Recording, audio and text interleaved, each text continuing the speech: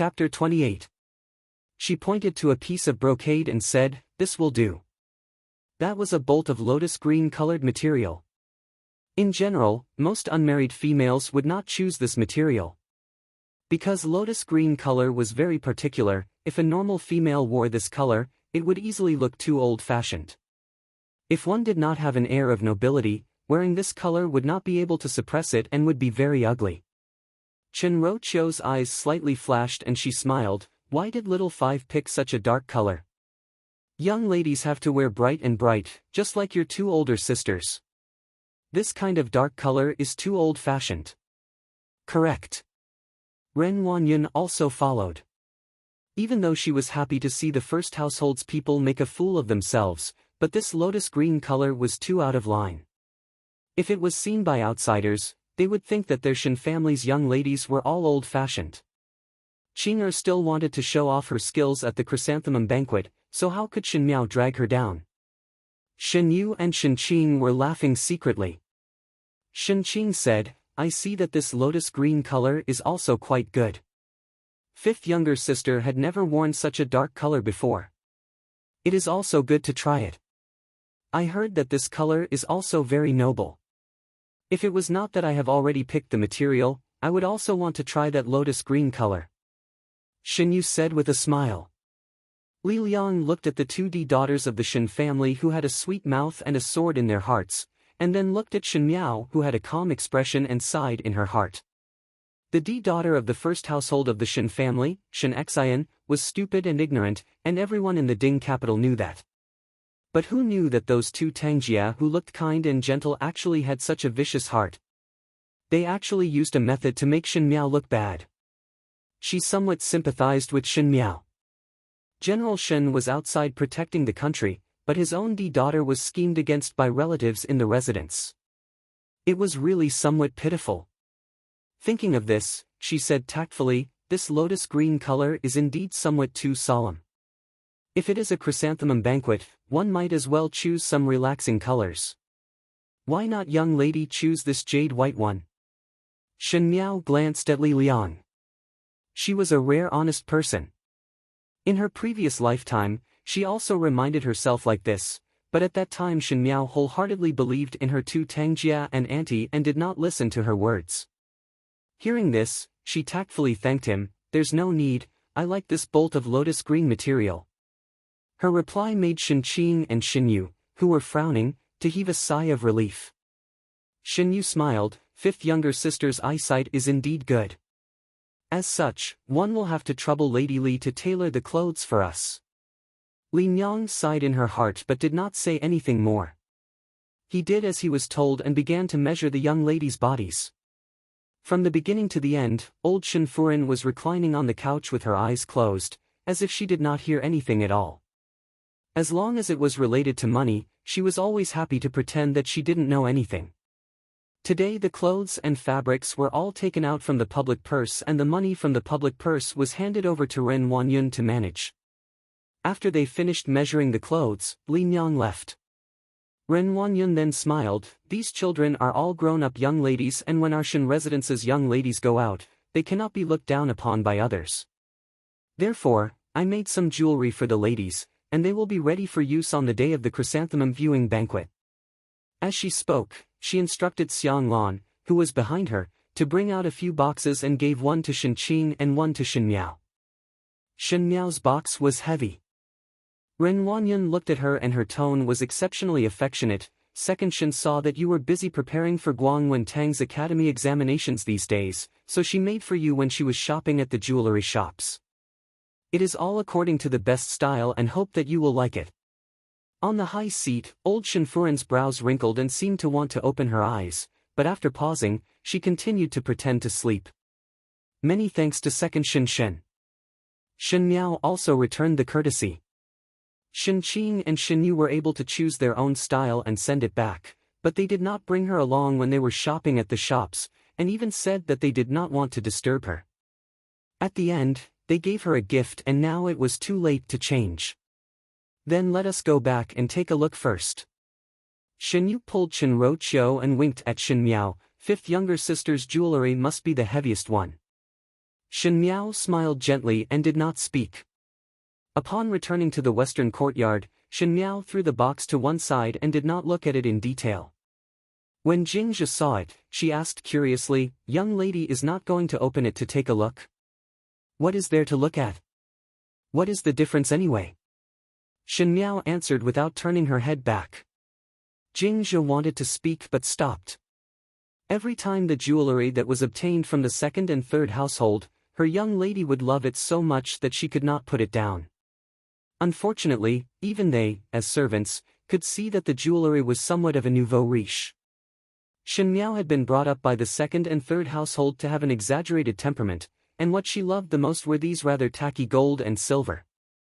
Shen Miao thought about it and reached out to open the box. When it was opened, a bright golden light rushed out. Inside were bracelets and necklaces made of gold and silver, and there were even hairpins.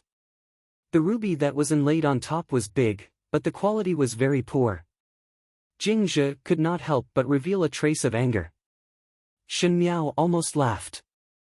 These things, before she married, her jewelry were all like this. This kind of gold hairpins and silver necklaces, even the young ladies in the countryside would not wear them. Every time she wore bright-colored clothes and those glittering jewelry, she was just like a moving box. In front of the gentle and graceful Shen Yu and the generous and bright Shen Qing, she was really like a feet-washing maid. Now that these things fell in front of Shen Miao, she felt that it was really ridiculous. Jingzhe observed her young lady and was surprised to find that she did not reveal the same excited expression as before. Just as she was surprised, she saw Shen Miao closing the box and pushing it to Jingzhe, find a pawn shop to pawn it and buy a silver hairpin on the way back. It does not need to be too good, just an engraved one will do. Young lady, Jingzhe said in surprise, if one were to pawn it like this, if it was discovered by the people in the eastern courtyard, it would be inevitable that it would be used as a raft. Even though she was very happy that Shen Miao finally did not like these gold and silver like before, but this kind of action was still too bold. Since these jewelry cannot be worn anymore, what is the use of keeping it? It is better to pawn it for real gold and silver as it would be more convenient to do things on normal days. Shen Miao lightly answered. One must pay attention to practicality in everything. This was the logic that she understood when she was an empress. The Shen residents would give monthly silver according to the quota and every young lady would get 2 taels of silver a month. But how much did Shen Yu and Shen Qing get subsidized by their family? Shen Miao did not know, but there was one thing that was certain, she did not have that subsidy. She was clearly a young lady from the general's residence, but she was not as generous as her 2 older sisters. She used to think that it was because second Shen and third Shen were willing to subsidize their daughter, but what about now? The public's money was all controlled by Ren Wanyun, but Shen Gui and Shen Wan usually had to handle matters in court and her own salary was not enough, so how would there be spare money? It was Shen Xian who used his own life, blood and sweat to gallop on the battlefield, thus His Majesty rewarded him a lot. And these rewards, Shen Xian had never embezzled it and were all given to the public. To take their family's money but treat her like this, only old Furin's family would be so shameless. She had to think of a way to split the family. Chapter 29. The 68th year of Ming Qi's chrysanthemum banquet finally came. Guangwen Tang was different from the past as the academy examinations became a battle of talents. As long as one had talent, they could casually go up on stage to challenge their classmates. This would show the youthful vitality and also let others see that the students of Guangwen Tang had their own merits. Thus the male and female students had to be on the same stage, which meant that it was not like the past where it was divided into male and female groups. If one liked, the females could challenge the males in strategy and archery while the males could challenge the females in the 4 arts. However, it was rare to see such a scene. Early in the morning, the Shen residence was bustling with activity. In the western courtyard, Shuang Jiang carefully placed a silver hairpin on Shen Miao's hair and smiled, "Young lady, it is done." Shuang Jiang was the best at combing hair and previously Shen Yu wanted to ask her to comb her hair, but Shuang Jiang was personally ordered by Shen Furen to be Shen Miao's maid. Since Shuang Jiang was unwilling, Shen Yu could not do anything. Young lady's outfit is really good looking. Bai Lu smiled when she saw it but was somewhat hesitant, it is just that the head looks too plain. Shen Miao's hair was black and thick and was combed into an exquisite cloud bun by Shuang Jiang, looking elegant and unique. Even after reaching the marriageable age, Shen Miao still combed her hair into a double ring bun like a maid. With a change of style, it looked like she had grown up a lot. That round and cute face seemed to be delicate and graceful, and finally had some taste of a young lady. There was only a silver hairpin stuck on her head, making her look rather pitiful. Guyu could not help but show anger on her face. This Shen residence had a big business, but Shen Miao did not have a single piece of jewelry that she could take out today.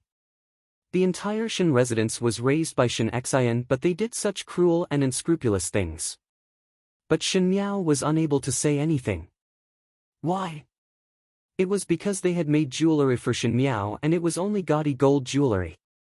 If one were to wear it out, one would definitely be laughed at. Shen Miao only took a look at Guyu and guessed what Guyu was thinking and could not help but shake her head and laugh.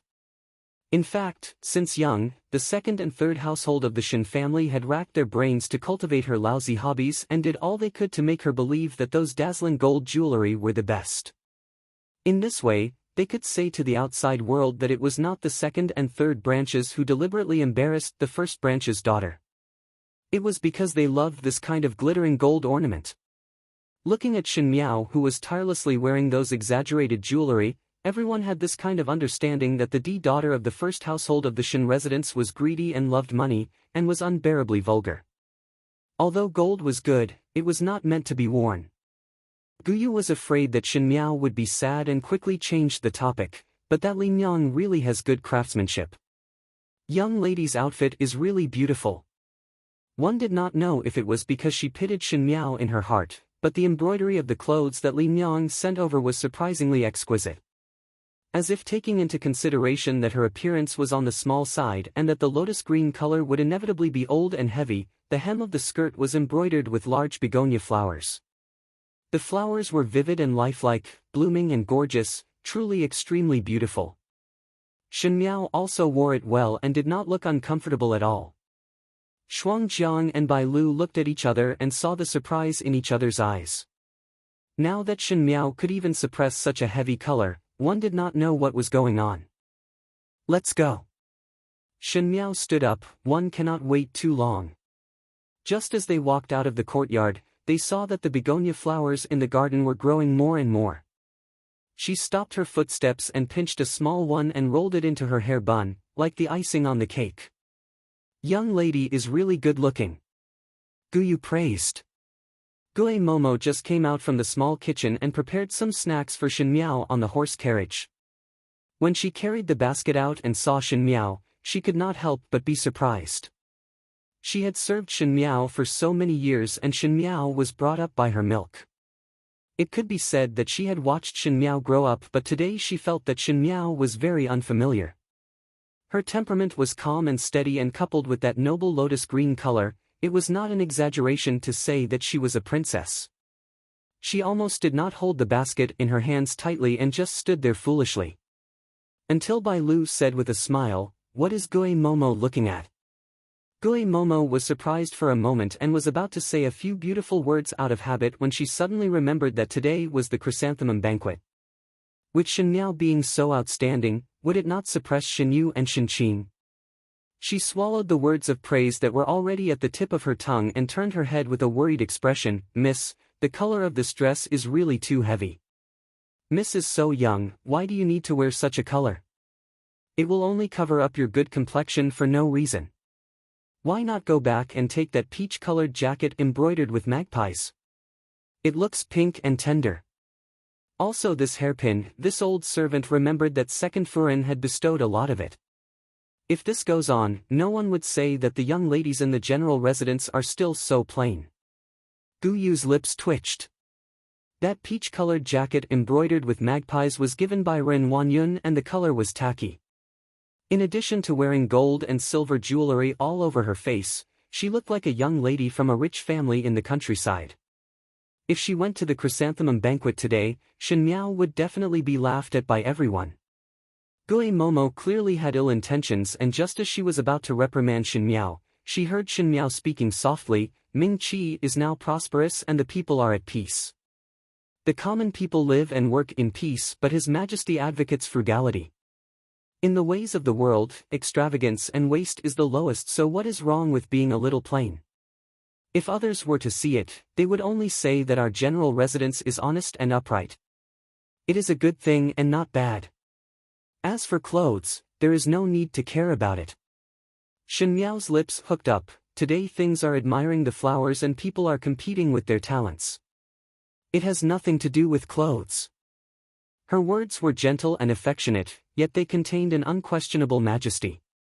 Gui Momo's mind was in a mess. She was not afraid of Shin Miao's anger, but when would Shin Miao be able to talk to her with so much logic? Shin Miao usually did not like to do homework and thus did not have a brain. Now with so much logic and so genteel, it made Gui Momo, who was a boorish person who had not studied before, did not know how to refute.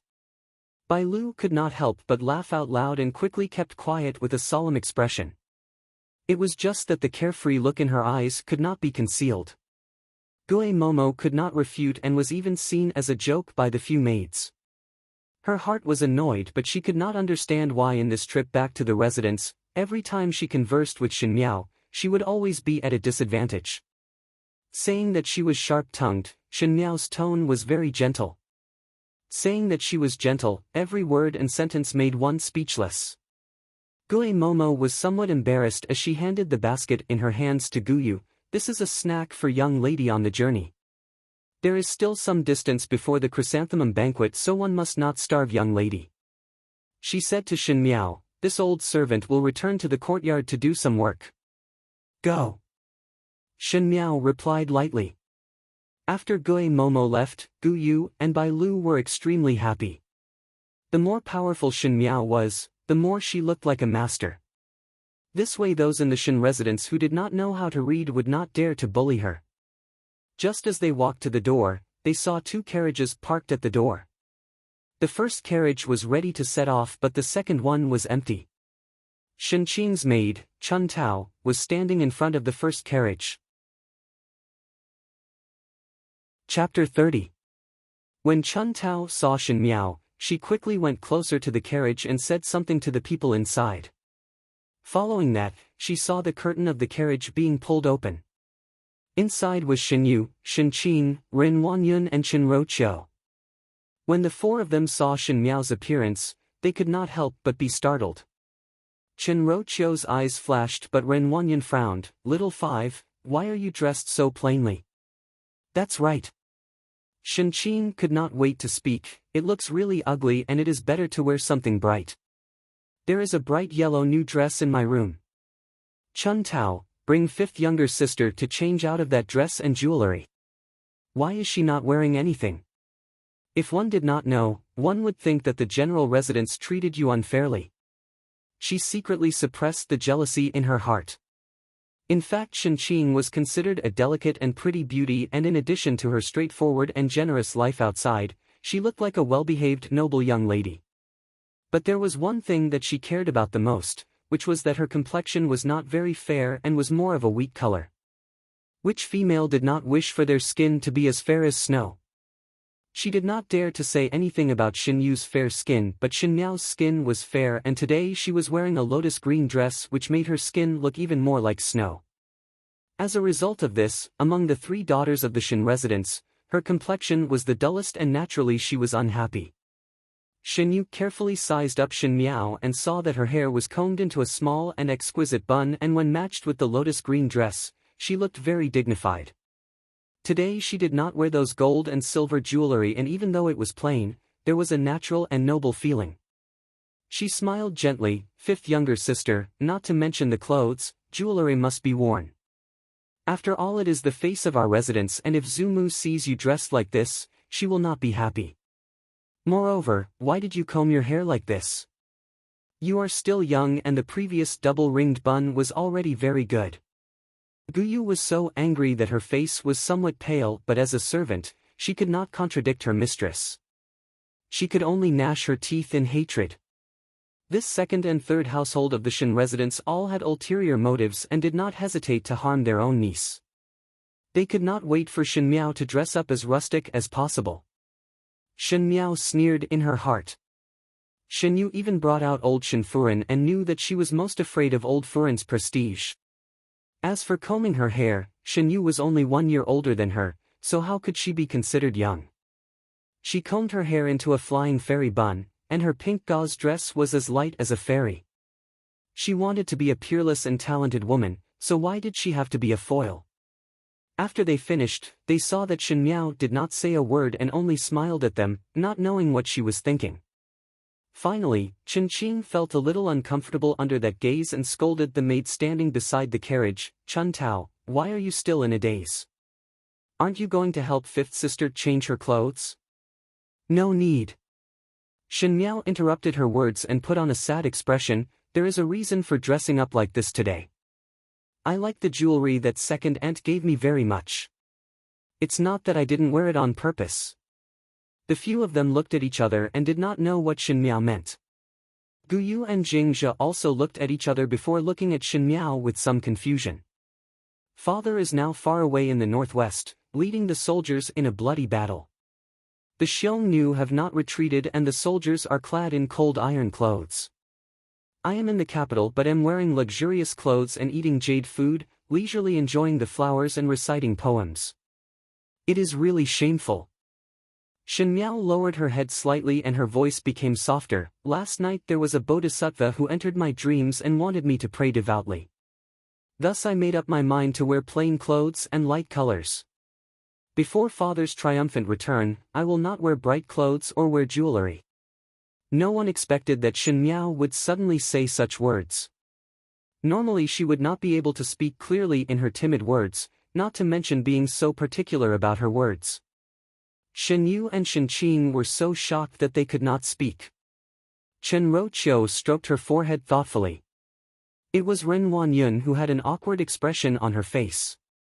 Shen Miao's words meant that she was the only one who prayed devoutly for her father. Then what about the rest of the Shen family? But to let her Qing'er wear such plain clothes to the chrysanthemum banquet, she would definitely not do it. Ren Wanyun gritted her teeth and advised lovingly, "Even so, you are also a young female. Why the need to have such heavy thoughts? Just relax properly at the chrysanthemum banquet." Shen Miao suddenly bowed to Ren Wanyun, begging second Shen to fulfill Shen Miao's filial piety. They were standing at the entrance of the Shen residence and there were many passers-by. With Shen Miao's bow, the commoners could not help but cast curious glances over. Ren Wanyun could make Shen Miao wear bright clothes to maintain the Shen residence's face, but how could Ren Wanyun not fulfill Shen Miao's filial piety?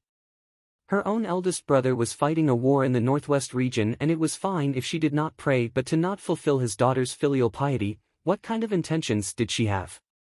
Ren Wanyun's face suddenly turned green. She did not expect that Shen Miao would actually answer like this, and what made one feel suffocated was that she could not refuse. Ren Wanyun quickly let Chun Tao help Shen Miao up and said, "This child, how can second Shen not fulfill your filial piety? It is hard for you to have such thoughts at such a young age. Never mind, be plain then." Shen Qing was still somewhat unconvinced, but it was not good to refute her mother's opinion. Shen Yu and her daughter seemed to have seen something, and when they looked at Shen Miao again, their gaze was different. "But..." Ren Wanyun smiled, "This carriage of ours is no longer able to fit, so let the housekeeper prepare another carriage specially for little five. It is also spacious to sit in. Little five will follow us in the second carriage and will enter together later." Every year during the chrysanthemum banquet, Shen Miao would always sit in the same carriage with this mother and daughter pair. It was just one more person, how could they not be able to squeeze in? Today's attitude was just deliberate. Ren Wanyun also had her own considerations. Shen Qing had reached the age to look for a family, but Shen Xian's official position was higher than Shen Gui's, so if there was a high status, perhaps he would first consider Shen Miao. Shen Miao's character was stupid, and as long as there was no one to lead her, one feared that she would make a lot of jokes. Only in this way could Shen Qing's generosity and propriety be shown. Thus she specially prepared 2 carriages. Chenro Qiu and her daughter had the same idea as her and naturally would not refuse. Alright, follow second Shen's instructions. Shen Miao smiled gently. Ren Wanyun was somewhat surprised as she did not think that Shen Miao would agree so easily. Shen Miao had always been timid and previously always stuck to Shen Yu and Shen Qing. One thought that it would be difficult for her to be alone in a carriage, but one did not expect that Shen Miao did not even raise any objections. In this way, it seemed that her prepared words were unnecessary. If there is nothing else, Shen Miao will go up the carriage first. She bowed to the four of them and went up her own carriage. That carriage was considered spacious, but it was not as exquisite as Ren Wanyun's. Guyu said angrily, "It is fine to let young lady sit alone in the carriage, but to actually let others sit at the back. What kind of intentions is this?" Jing Zhe looked at Shen Miao with some worry and sighed in her heart. Shen Miao's gaze was heavy as she looked at the candied plums on the small table and her hands gradually clenched. She wanted to sweep the first household's face and deliberately widen the distance with the first household so that she would become a joke and incur Shen Xian's infamy. She would like to see who would be the one causing trouble for who. Chapter 31. The chrysanthemum banquet was set in Yanbei Tang, which was not far from Prince Gong's residence. This was a hall that was personally set up by the founding emperor and empress of Ming Qi. This residence was originally an exquisitely trimmed garden of the previous dynasty, covering an area of a few thousand mu. The building was grand and exquisite. If it was not that it was too far from the city, the emperor and empress wanted to transform it into a corner of the palace. Even though it was far, it was a good place to enjoy the scenery. Especially in the October of every year, various chrysanthemum flowers would bloom. Because there were professionals who were in charge of planting the precious chrysanthemum seeds, once it bloomed, it would be like being in a fairyland. And to do the examination here, it was considered very elegant. It would take about 2 hours to drive the horse carriage from Yanbei Tang in the Shen residence, thus there would be some snacks and food on the carriage, so that one would not be hungry. Guyu opened the basket that Gui Momo gave her and asked Shen Miao, "Why not young lady eat something? The journey is long and one would only have strength after eating." Shen Miao looked at the things in the basket. Ice goat cheese, green onion rolls, spicy and oily leg. At first glance, it made one's mouth twitch. The colors were bright and the smell was fragrant. Unfortunately, the taste of these things were too strong, like the ice goat cheese and the spicy and oily leg, it was easy to stain one's clothes. Gui Momo had really meticulously prepared these foods. The fights between the females in the inner courtyard were mostly done in the open and in the dark, but when Shen Miao was in the inner palace of Ming Qi, what she faced was the fight for favor between the concubines, thus the level would be higher. These little tricks could not be put on the table. She shook her head and let Guyu cover the box before asking Jing Zhe, "No need. Jing Zhe has it here." Jing Zhe carefully took out a small cloth bag from behind. That cloth bag was filled with small and exquisite pastries. Shen Miao did not trust the kitchen of the Shen residence, so she let Jing Zhe bribe the steward in charge of purchasing and entrusted her to bring some pastries from outside. That steward only thought that Jing Zhe was gluttonous and did not do anything, but was somewhat surprised that a maid like Jing Zhe would actually be willing to buy Guangfu Zhai's pastries. Guangfu Zhai was one of the best pastry shop in the Ding capital and even the concubines in the palace loved to eat it. In Shen Miao's previous life, she was not interested in Guangfu Zhai's dim sum, but Wanyu liked it so much that she would feel unhappy if she did not eat it for a day. At this moment the pastry was only the size of Shen Miao's finger and was made into the shape of a flower. It was pitiful and cute, so Shen Miao gave some to Guyu and Jing Zhe to eat. The two maids first did not dare, but after seeing Shen Miao's insistence, they could not decline and carefully took it over. After eating a mouthful, they were pleasantly surprised. "Young lady, this pastry is really delicious." Shen Miao smiled faintly. In fact, no matter how delicious the snacks were, how delicious could they be? It was just that they were made adorably and exquisitely, and females would always like good-looking things. When Wanyu first got married, she even spent a lot of money to buy a pastry chef from Guangfu Zhai, only hoping that in the bitter cold land of the Xiongnu, Wan Yu could still eat the pastries that she liked. Who knew? Who knew that halfway through, Wan Yu would perish and she did not even see her corpse? Shen Miao closed her eyes. Wan Yu's marriage was instigated by Mei Furan and Chen Roqiu's family colluded, but the one who gave the order was Fu Shouyi. In this lifetime, not a single one of these people should think of escaping. She wanted these people who caused Wan Yu's death to be returned 1,000 times and 100 times. Guyu was eating the snacks with relish when she raised her head to see Shen Miao's cold gaze, as if she was a noble Furan in a high position. In a moment, Guyu seemed to see Shen Xian's shadow. Shen Xian was a person who had killed and seen blood on the battlefield, and when he was angry, there was fierceness in his bones. At this moment, Shen Miao's eyes were exactly the same as Shen Xian's. She almost choked on the snack and swallowed it down before carefully asking, "Is young lady uncomfortable anywhere?" "Nothing." Shen Miao's eyes hung down, just thinking about some things. In today's chrysanthemum banquet and academy examinations, Fu Shouyi would also be present. Not only Fu Shouyi, there were also a few of Fu Shouyi's brothers. Now that there were 9 princes, each with their own merits, naturally they would be divided into camps. And Fu Shouyi's performance was the most harmless as he was on good terms with the Crown Prince's faction. Who knew that in the end, the Crown Prince would be abolished and Fu Shouyi would be the Crown Prince? She did not intend to help the Crown Prince. These people in the imperial family of Ming Qi were the most ruthless. They saw these aristocratic families who helped their ancestors to fight for the country as if they were looking at an old dog. It was obviously these hounds who helped them to hunt the rabbits, and now that the rabbits were in their pockets, they were worried that the dogs would bite them to death. Thus they squeezed out the last drop of blood from the dogs and then killed them to cook them. The world was not benevolent and the Crown Prince was not righteous, so why should everyone be loyal? Why not watch the dogs bite each other? Shen Miao's lips slightly hooked up. At this moment in Yen Beitang, there were already many noble families. Even though today's academy examinations did not differentiate between males and females, the banquet was still divided into male and female seats. At the male seats, the youths and their fathers were busy getting to know each other, as it was natural for the noble families to build relationships and support each other. Moreover, these youths would one day take over their fathers to carry the entire family, so it was good to make more friends. The females were not as frequent as the males and the matrons would often gather together to chat, thus the young ladies had fixed good friends. 3 to 5 of them who were familiar with each other gathered together to chat. They were both nervous and looking forward to today's chrysanthemum banquet. Occasionally they would look up at the youths that they admired. Yi Peilon fiddled with the fresh flowers on the small table and said, "Do you all have confidence in today's academy examinations?" "I do not."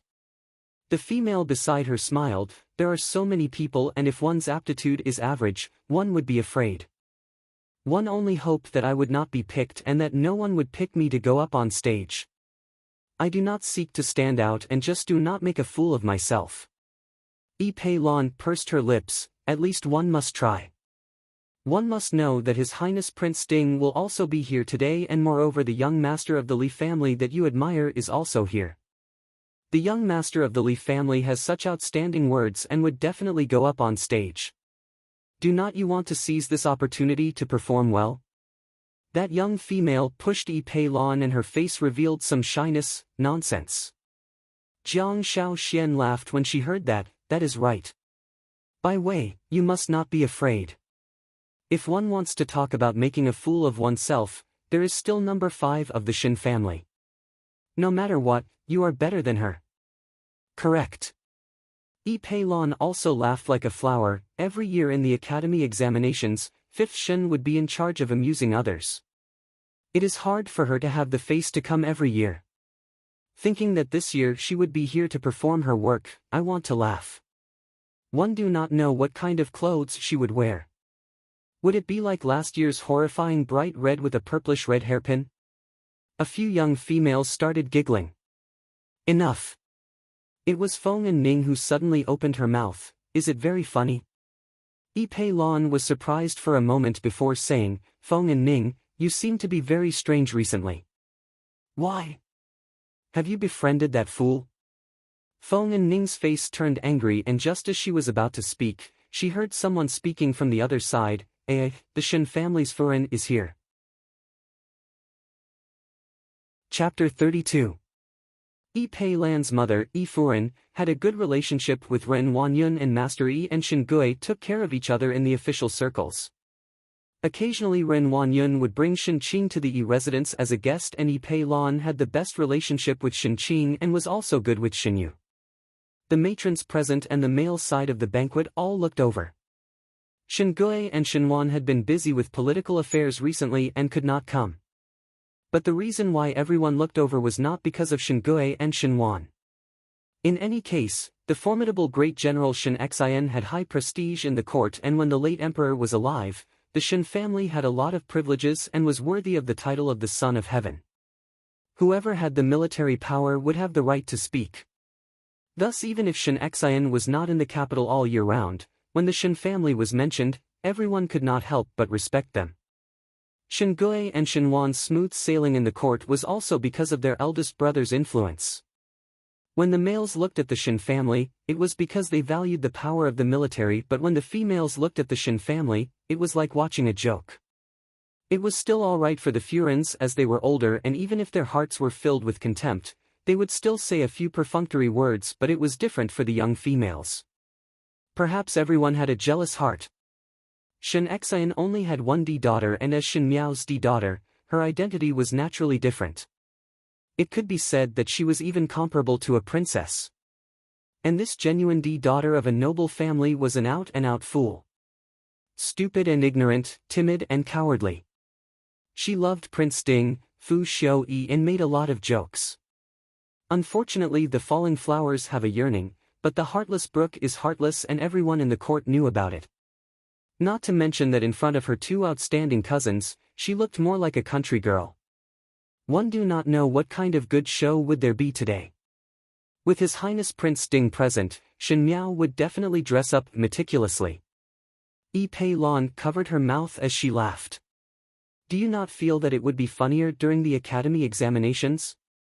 With Shen Miao's brainless character, one feared that she would take the initiative to go up on stage. At that time, that would be wonderful. Jiang Shaoxian also laughed. Bai Wei sighed and pretended to shake her head. One do not know what sin General Shen committed in his previous life to have such a daughter. Just as they were speaking, they saw a maid from Yan Bei Tang leading a group of people in. The one walking at the front was Ren Wanyun and Chen Roqiu. Ren Wanyun was wearing a golden embroidered long robe. She was already plump, and with her hair combed into a bun, it made her look even more noble and dignified, having the air of a matriarch of a household. Chen Roqiu was different. Even though Shen Yu was 16, she was still like a young married woman and wore a light green smoky skirt. With one look, one could tell that she was a gentle female from a scholarly family. Behind them were Shen Yu and Shen Qing. Shen Yu was wearing a light pink dress with a long skirt, and her long hair was tied up into a flying immortal bun with pink pearls. The pearls were of excellent quality and exuded a faint luster, attracting one's gaze. Shen Qing, who was standing beside her, was wearing a peach-colored Rui Cloud mist dress with scattered flowers. It was also a dazzling color. Her hair was combed into a 100-flower bun, making her look energetic and bright. The jade bracelet on her wrist was bright and translucent. Both of them were young. One was gentle and beautiful while the other was generous. The clothes they wore showed that they were of high value, and they were not bad. As the saying goes, a person depends on the clothes. There were many youths who cast their gazes over. At the male side of the banquet, a Darren could not help but praise, the daughters of the Shen family have good looks. There is still one more. Kai Lin saw the Shen Yu that he admired, and his heart was happy. When he heard that, he could not help but ridicule, the Shen family also has a daughter of General Shen. That is the one with good looks. That Darren did not seem to care much about the rumors outside and did not know about Shen Miao's comments. When he heard Kai Lin's words, he thought that it was true and said, General Shen's daughter would definitely not be bad. Chapter 33. Oh. Kai Lin could not help but laugh and casually pointed to Shin Yu's entourage. That is not. He did not finish his words but swallowed it back down. He then saw that behind Shin Qing and Shin Yu, there was another person walking. She did not walk together with Shin Qing and Shin Yu and was alone at the back. She should have looked somewhat disappointed and timid, but one did not know why. She did not seem humble at all. Dark gold cloud embroidered robe and crescent moon phoenix tail skirt. The skirt was embroidered with large begonia flowers that seemed to be in full bloom under her feet. As the young female walked, flowers bloomed with each step and swayed gracefully. The young lady was probably feeling cold, so she wore a lotus green cloak made of cloud silk, which instantly suppressed the flowery patterns on her cloak, giving her a dignified air. As she walked closer, everyone then saw her face clearly. It was a young girl around 14 or 15 years old. Her hair was combed into a simple cloud bun, and there was only a plain silver hairpin inserted diagonally. At the end of the silver hairpin was a small begonia, which instantly lit up the dark sky with a touch of brightness. The combination was quite moving. Her complexion was originally fair, and when she wore the lotus green dress, it made her skin look even more creamy, and her eyes were clear and bright like some kind of cub. There was a slight smile on her lips, but it did not seem to be a smile. Her nose was small and fleshy and her mouth was rosy. She looked somewhat cute, but when everyone saw her, they would not think that she was a young female. Some people were born beautiful but did not have any temperament, while some people were not beautiful but their temperament was moving. This young female's appearance was considered delicate and cute, and it would be too much to say that she was a stunning beauty, but that temperament made one unable to help but indulge in it. That kind of majesty and dignified demeanor showed a kind of noble elegance that made one not dare to have any rash thoughts. And the way she walked, her chin was slightly lifted and her skirt did not move at all.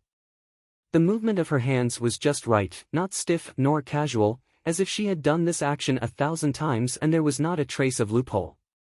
This kind of noble temperament and majesty that came from the heart shrouded her body, making her not look like a 14 or 15-year-old young female but a woman who had been tempered in a high position. Shin Yu, Shin Qing, Ren Wanyun and Chen Roqiu unknowingly became the background of this young female, like 4 maids that she brought along. And the one walking at the back was clearly their master. "Who is that?" Yi Pei Lan muttered. Even as a woman, she couldn't help but be absent-minded when she saw this young woman. How could she possess such a bearing at such a young age? "Is this a guest of the Shin family?" Bai Wei asked. "I have never seen him before." The male side of the banquet was also silent. The way men look at people was different from the way women look at people. The people present were all officials, so they could naturally see the difference between this girl and the others. It was not her appearance, but her temperament. It was the kind of calmness that came after going through great storms. Facing everything in front of her, her attitude was noble, but it would make people feel her disdain from the inside out. It was like a leopard running into a flock of sheep, the feeling of being out of place. "Is this General Shin's daughter?" The Darren who spoke to Kai Lin before had some excitement in his eyes. "Really good looks. How magnanimous. The pupil surpasses the master." "Shin Miao." Kai Lin was surprised for a moment, and when he fixed his eyes on her, he cried out involuntarily, "It is Shin Miao." A stone stirred up 1,000 ripples. Everyone was quiet for a moment, and then instantly there was an uproar. Chapter 34. Shin Miao. Feng and Ning could not help but be startled. She and Shin Miao usually sat at the same table in Guangwen Tang, so naturally she could see more clearly than others. That was indeed Shin Miao. These days, Shin Miao's temperament was much quieter. Even though she was quiet in the past, but she no longer followed behind Shin Yu and Shin Qing and said those stupid and ignorant words. Her quiet appearance was not bad. Feng and Ning thought that Shin Miao had only become smarter and did not think that when she dressed up properly, her appearance would be so shocking. Due to the recuperation after falling into the water, she had lost some weight and usually one did not notice it. Looking at it now, her chin was slightly sharper, and compared to the previous 11 or 12-year-old, she looked more like a 14-year-old young lady. It was as if she was a young beast that had been curled up in its nest and finally revealed its claws for the first time after sleeping for a long time. Pei Shou Kai was also at the male side of the banquet. Even though he was only the calligraphy teacher of Guangwen Tang, people respected talented people and he had quite a status among the officials. He was still young and with such talent, if he were to enter the court as an official, he would be able to take up an official position. The officials were all smart and knew how to pave the way for the future, so Pei Lang would not necessarily not have a day of prosperity. Shen Miao's eyes swept across the male side of the banquet and stopped on Pei Lang for a moment. She knew that in today's academy examinations, even though Pei Lang was the calligraphy teacher, but during the battle of talents, there was a student who was arrogant because of his talent and challenged the teacher. Pei Lang's circulation of law was brilliant and it was well-founded, so that day it entered Fu Xiuyi's eyes. Afterwards, in order to recruit this talent, Fu Xiuyi did a lot of courteous actions and finally obtained Pei Lang, this great general. In this lifetime, this matter must not be allowed to happen. Pei Lang sensitively felt that the young female's gaze seemed to be on him from afar, with a sense of scrutiny, as if it was a wild beast weighing the value of its prey, which made his heart feel strange. He followed the gaze and looked back, but Shen Miao had already turned her head away. The Darren around were all exclaiming in admiration, General Shen's daughter is still young and has such bearing. In the future, she must not be underestimated. Her appearance is also not bad. A blue-clad youth said, why did one not discover that this Shen Miao looks like a beauty? The youths looked at the young female and once again looked at her appearance. Unfortunately, he's an idiot. Kai Lin recovered to his senses after a short moment of surprise. He was dissatisfied that everyone was looking at Shen Miao but neglected Shen Yu and snorted. You are the idiot. An abrupt voice exploded in his ears. Kai Lin was startled. He saw a dumpling dressed in soft red satin glaring at him angrily. He was short, but his aura was imposing. My apologies. The green-robed young man who had rushed over upon hearing the news smiled at Kai Lin in a good-natured manner.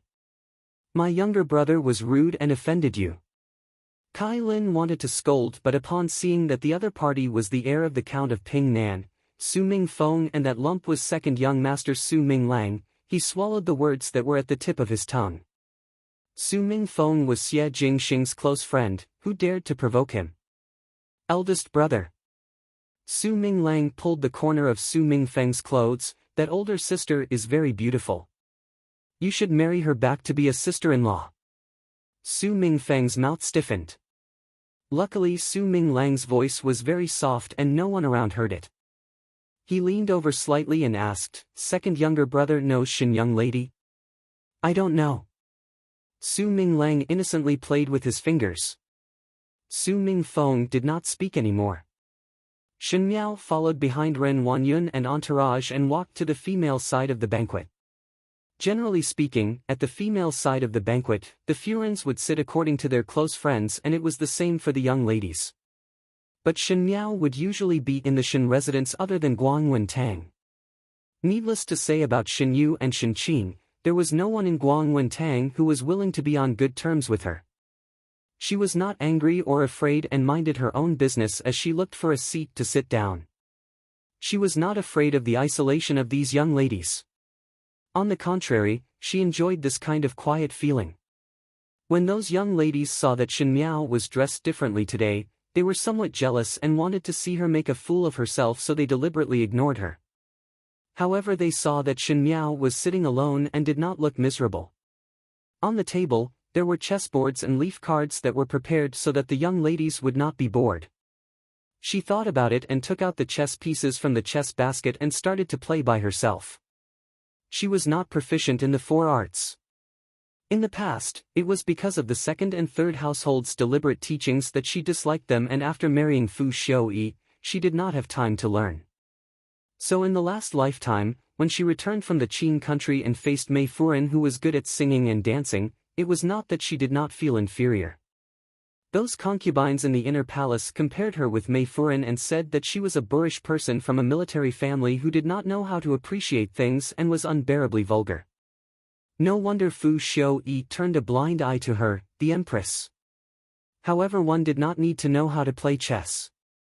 Even though she did not know how to play chess, but for the few years that Fu Xiu was in the Qin country, she had studied a lot of military tactics. She did not know how to play chess but knew how to use troops. This was war chess. The noble ladies watched from afar and saw that Shen Miao was calm and composed. That kind of cold and aloof demeanor clearly separated her from everyone else, as if she was above and others were below. Fifth young lady seems to have changed a lot. Yi Furen and Ren Wanyun said with a smile, seems to have become a young lady. She could not say that Shen Miao was actually better than Shen Yu and Shen Qing, so she could only tactfully remind Ren Wanyun.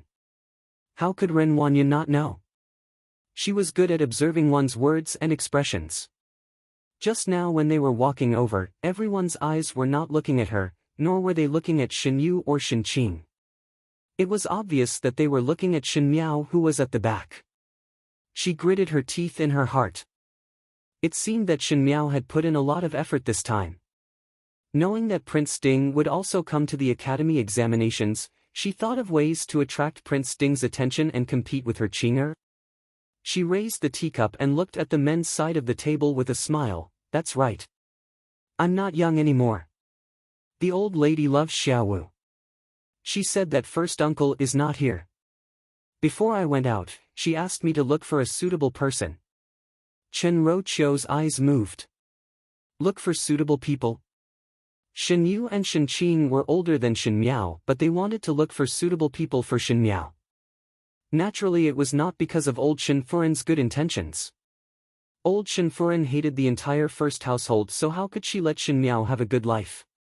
Chen Roqiu's eyes landed on Shen Qing, who was talking to Yi Pei Lan. Ren Wanyun seemed to be anxious to settle Shen Miao's marriage before Shen Xian returned. Why? Was it because Shen Qing also admired Prince Ding? And to help Shen Qing to remove the biggest threat? Just as she was thinking about it, she heard a commotion from the male side of the banquet. Jiang Furen said, Prince Yu of the first rank is here.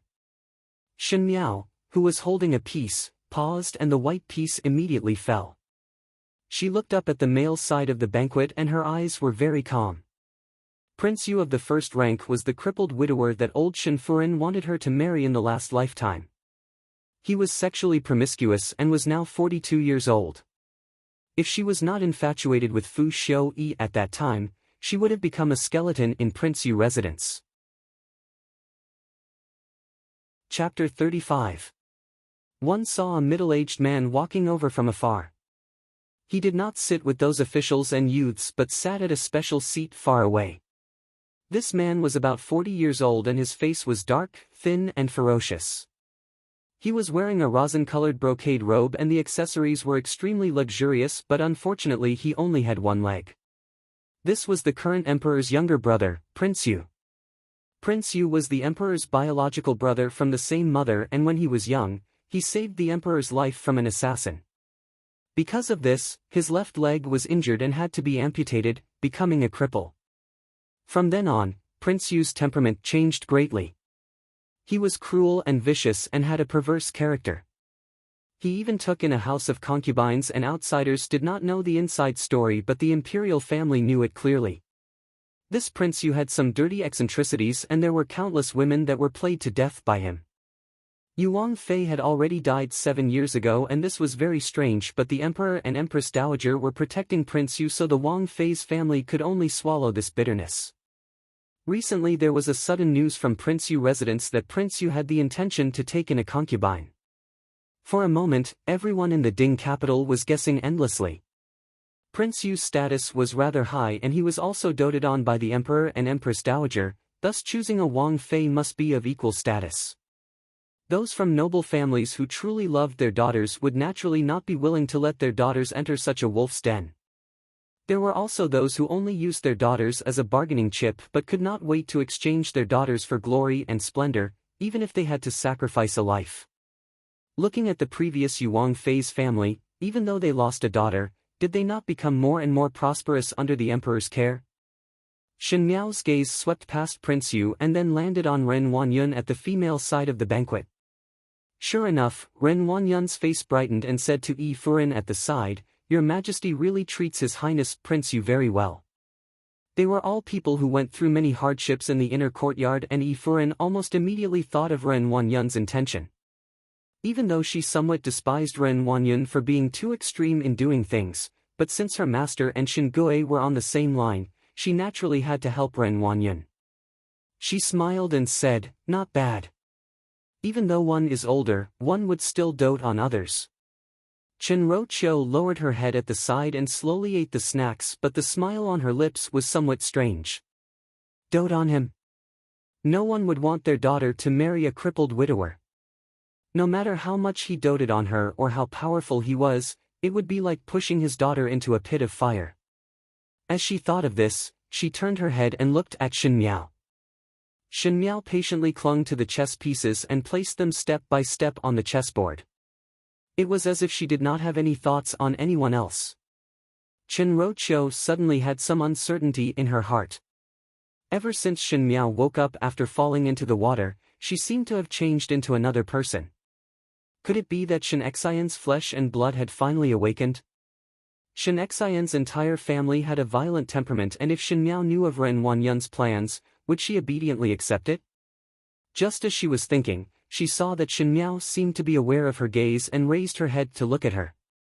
That gaze was full of indifference, and it was the golden autumn of the 10th month that made Chen Roqiu's heart turn cold. Shin Miao lowered her head and looked at the chess game. In the previous lifetime, she made a fool of herself at the chrysanthemum banquet, and when she returned to the residence, Ren Wanyun mentioned the marriage of Prince Yu's residence to old Lady Shen. Ren Wanyun said, "Little Five's current actions do not have any good points, and even through the Shen family's face. Which noble family would be willing to marry a young lady like Little Five? Now that there is a good marriage in Prince Yu residence, once Little Five goes over, she would be a Wang Fei and have His Majesty and the Empress Dowager to take care of her. That is a blessing. Even though her legs are not good and she is older, but our Little Five does not have any outstanding points, so it is not considered a loss for Little Five." It was said in a dignified manner, but in fact it was incomparably vicious. It was only after she spent a lot of money to bribe Rong Jing Tang's maid that she got to know of these words. Old Shen Furan's heart already hated the first household. Shen Xian was born from the first wife, and at the beginning when Master Shen was alive, he favored Shen Xian, which made the second wife, old Shen Furan, jealous. With great difficulty, Master Shen died, but Shen Xian had military merits and could not be touched. Even if she could not touch Shen Xian, she could still touch Shen Miao, and for a female, there was nothing more painful than letting her marry badly. Old Shen Furan and Ren Wanyun hit it off and immediately sent someone to Prince Yu residence to bring up the matter. Shen Miao was angry and afraid in her heart. At that time she was in love with Fu Xiuyi and hardened her heart. That night she brought along a parcel and went to Prince Ding's residence to request shelter. She did not care about her own reputation and deliberately let others spread the matter, thinking that since her reputation was ruined, the uncooked rice would be cooked and marrying to Prince Ding as a concubine would be better than marrying to Prince Yu residence.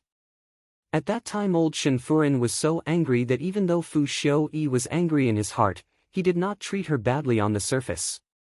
Perhaps he saw the value of the Shen family's military power to him, and even though he was not warm to Shen Miao, he did not refute. Afterwards, when Shen Xian returned to the capital at the end of the year, what welcomed him was the fact that a daughter of the Ding capital had eloped. He was shocked and angry, but Shen Miao did not hesitate to go on a hunger strike to protest.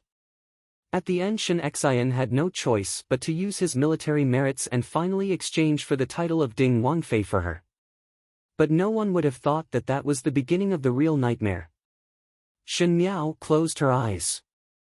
All the mistakes in her past life seemed to start from today, and today was destined to be the turning point of her life.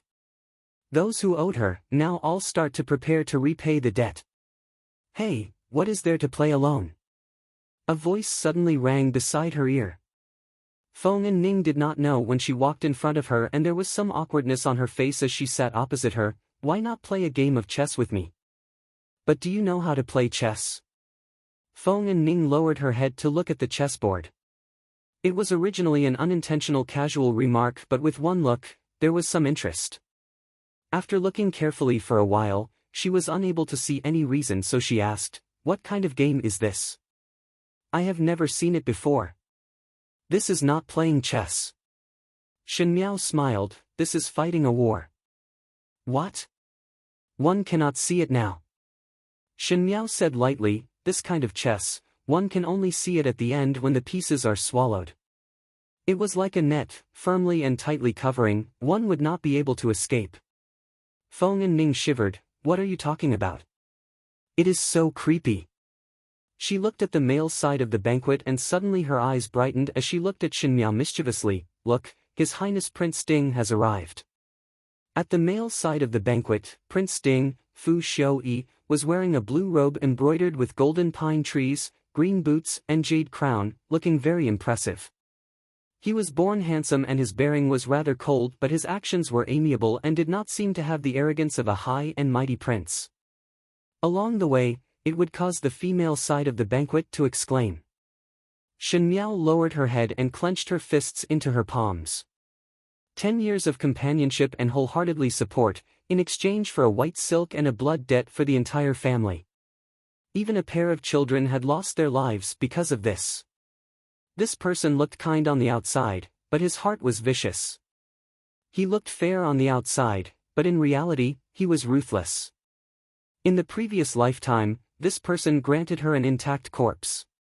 In this lifetime, she wanted this person to die without an intact corpse.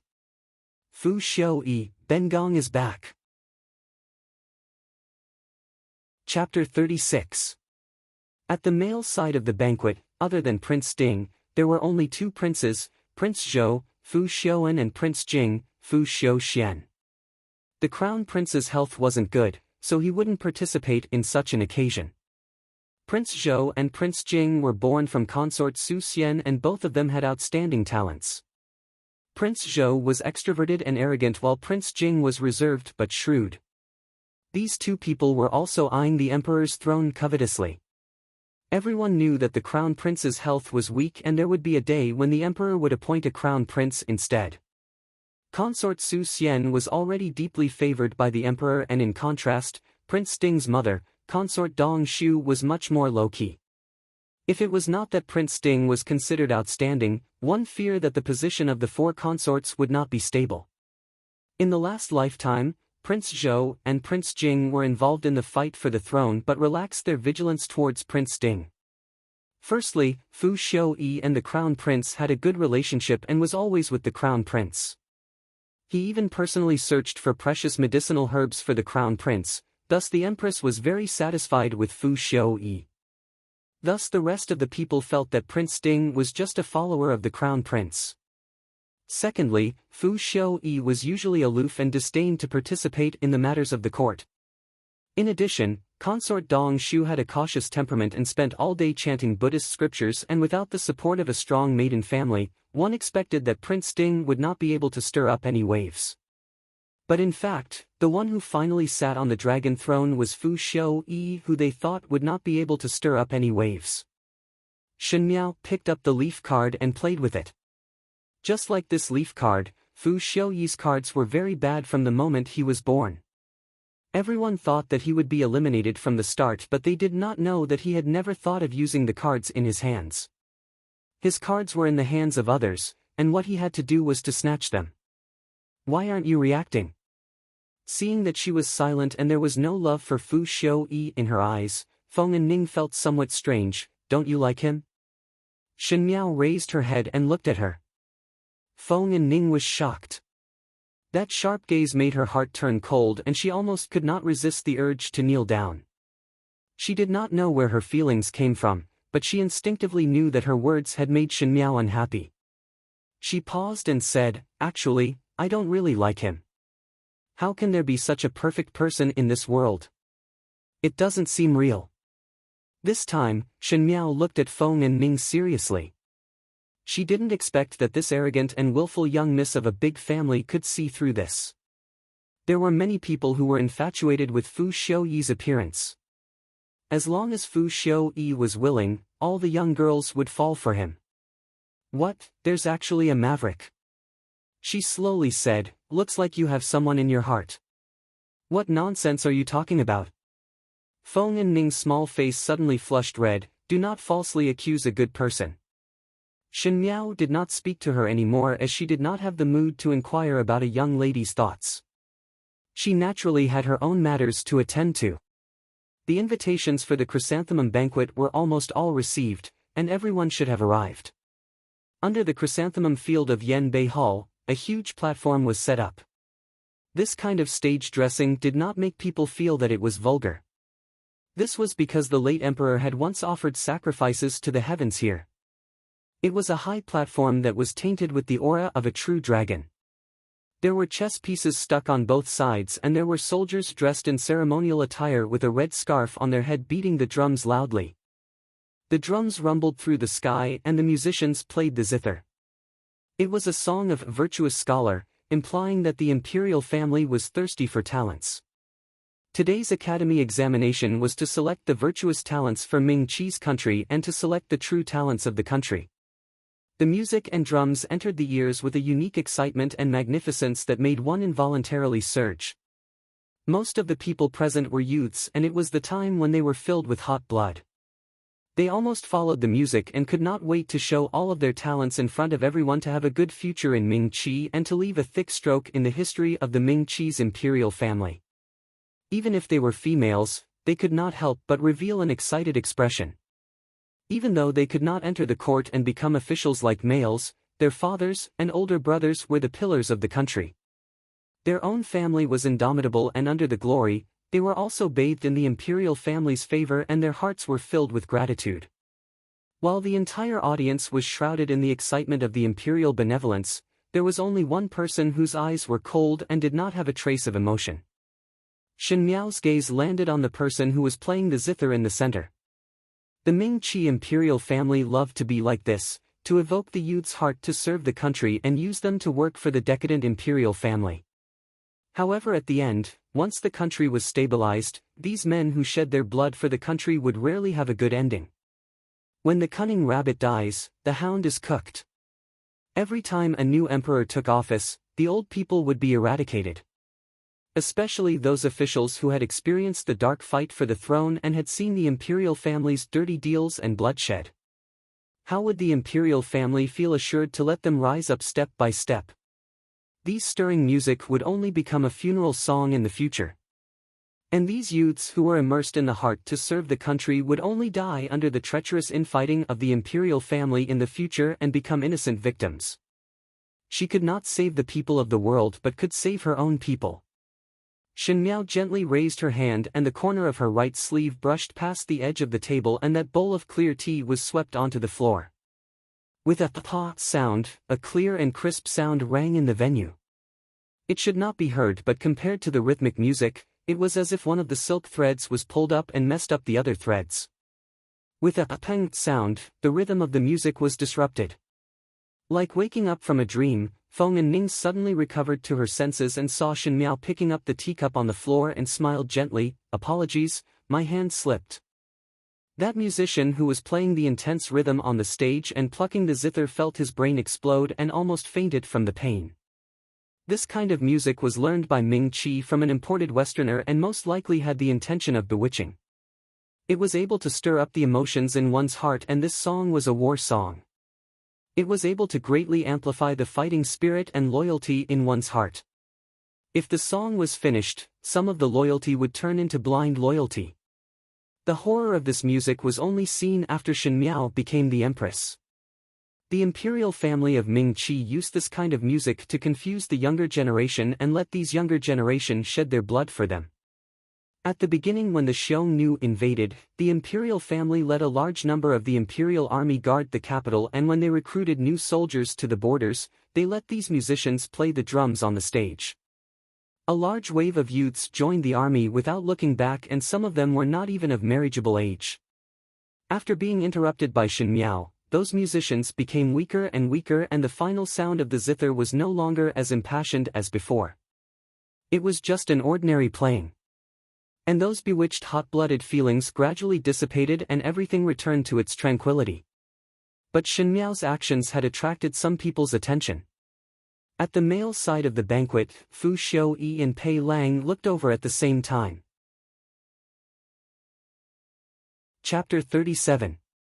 Fu Xiaoyi was a member of the imperial family and naturally knew of the imperial family's means. The crisp sound of the teacup falling to the ground seemed to be inadvertent, but it had already disrupted the rhythm of the musicians on the stage, and those bewitching tones could not continue. He naturally wanted to see who the culprit was. Fu Xiaoyi himself had a cautious and suspicious character, so he did not think that the other party did it unintentionally. The purple-clad young female was holding her chin and talking to the person beside her. Her expression was cold and distant, but there was an indescribable bearing that clearly separated her from the people around her. Who is ninth younger brother looking at? Prince Zhou. Fu Xiaoan followed Fu Xiaoyi's gaze and revealed a knowing smile. Speaking of the few of us brothers, only ninth younger brother has not married. Did imperial father not mention many times about ninth younger brother's consort selection? That young lady looks like a young lady from which residence? She looks not bad. One do not know whose relative she is. Is there anyone who knows her? It is the fifth young lady from the formidable great general residence, this one's student. Pei Lang was standing not far away and answered when he heard it. The fifth young lady from the formidable great general residence? Prince Jing. Fu Xiaoan's memory was not bad. Perhaps it was because Shen Miao's name was too big that even the imperial family were not unfamiliar with her name. He said, "Isn't that Shen Xian, General Shen's daughter? Seems to be called Shen Miao. How could it be Shen Miao?" Fu Xiaoan smiled without a care. The matter of Shen Miao chasing our ninth younger brother is known by the entire capital. Did not she fall into the water a few days ago because of ninth younger brother? If ninth younger brother really likes Shen Miao, why would it be so troublesome? Moreover, Shen Miao is an idiot. You see that young lady opposite, she has a calm and noble temperament. How could it be Shen Miao? Fourth older brother, be careful with your words. Xiaoyi does not have such intention. Fu Xiaoyi shook his head, but his eyes were looking at the purple-clad young female at the female side of the banquet. It was not that his heart was not shocked. What kind of person was Shen Miao? In his eyes, she was no different from those young females who admired him. Those young females who admired him would at least pretend to be reserved on the surface and knew some etiquette. As for Shen Miao, other than looking at him foolishly, she did not know anything else. Naturally, he would not look at an idiot who was the joke of the entire Ding capital. If it was not for Shen Xian's face, he would definitely clearly show his disgust.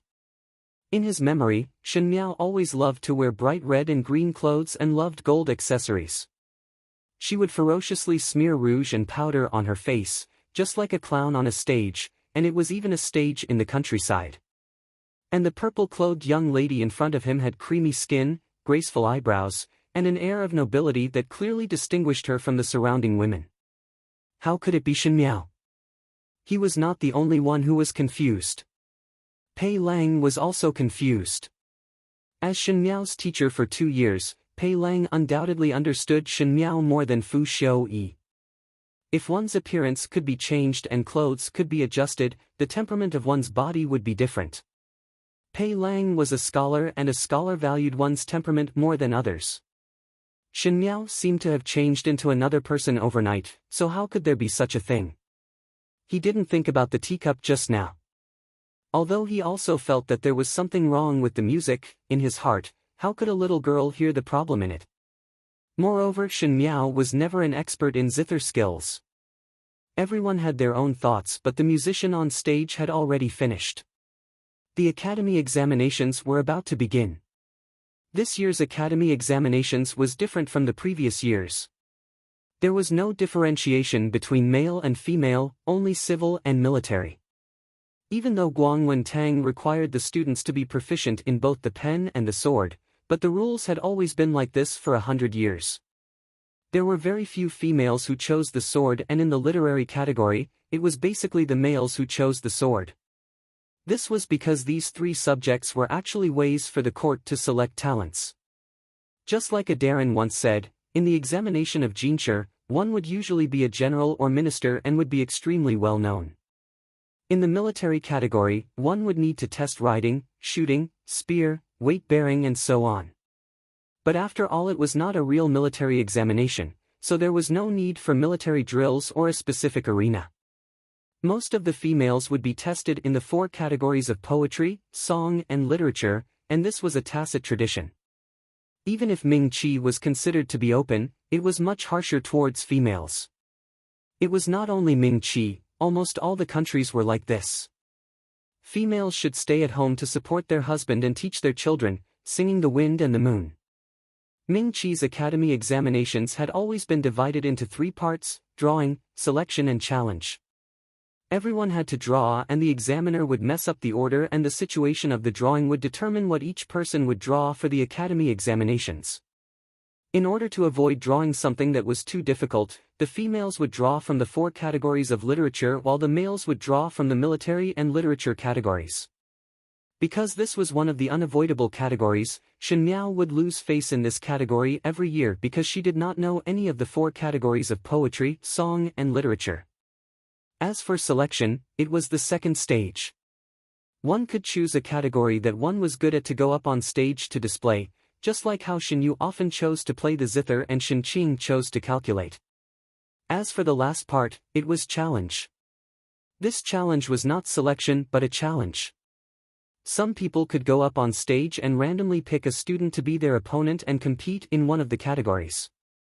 This kind of situation would often happen in a situation where the opponent was evenly matched. For someone like Shen Miao, challenging her would be an insult to one's own strength. But there were also those who wanted to see Shen Miao become a joke and deliberately picked Shen Miao to go up on stage to compare in one category.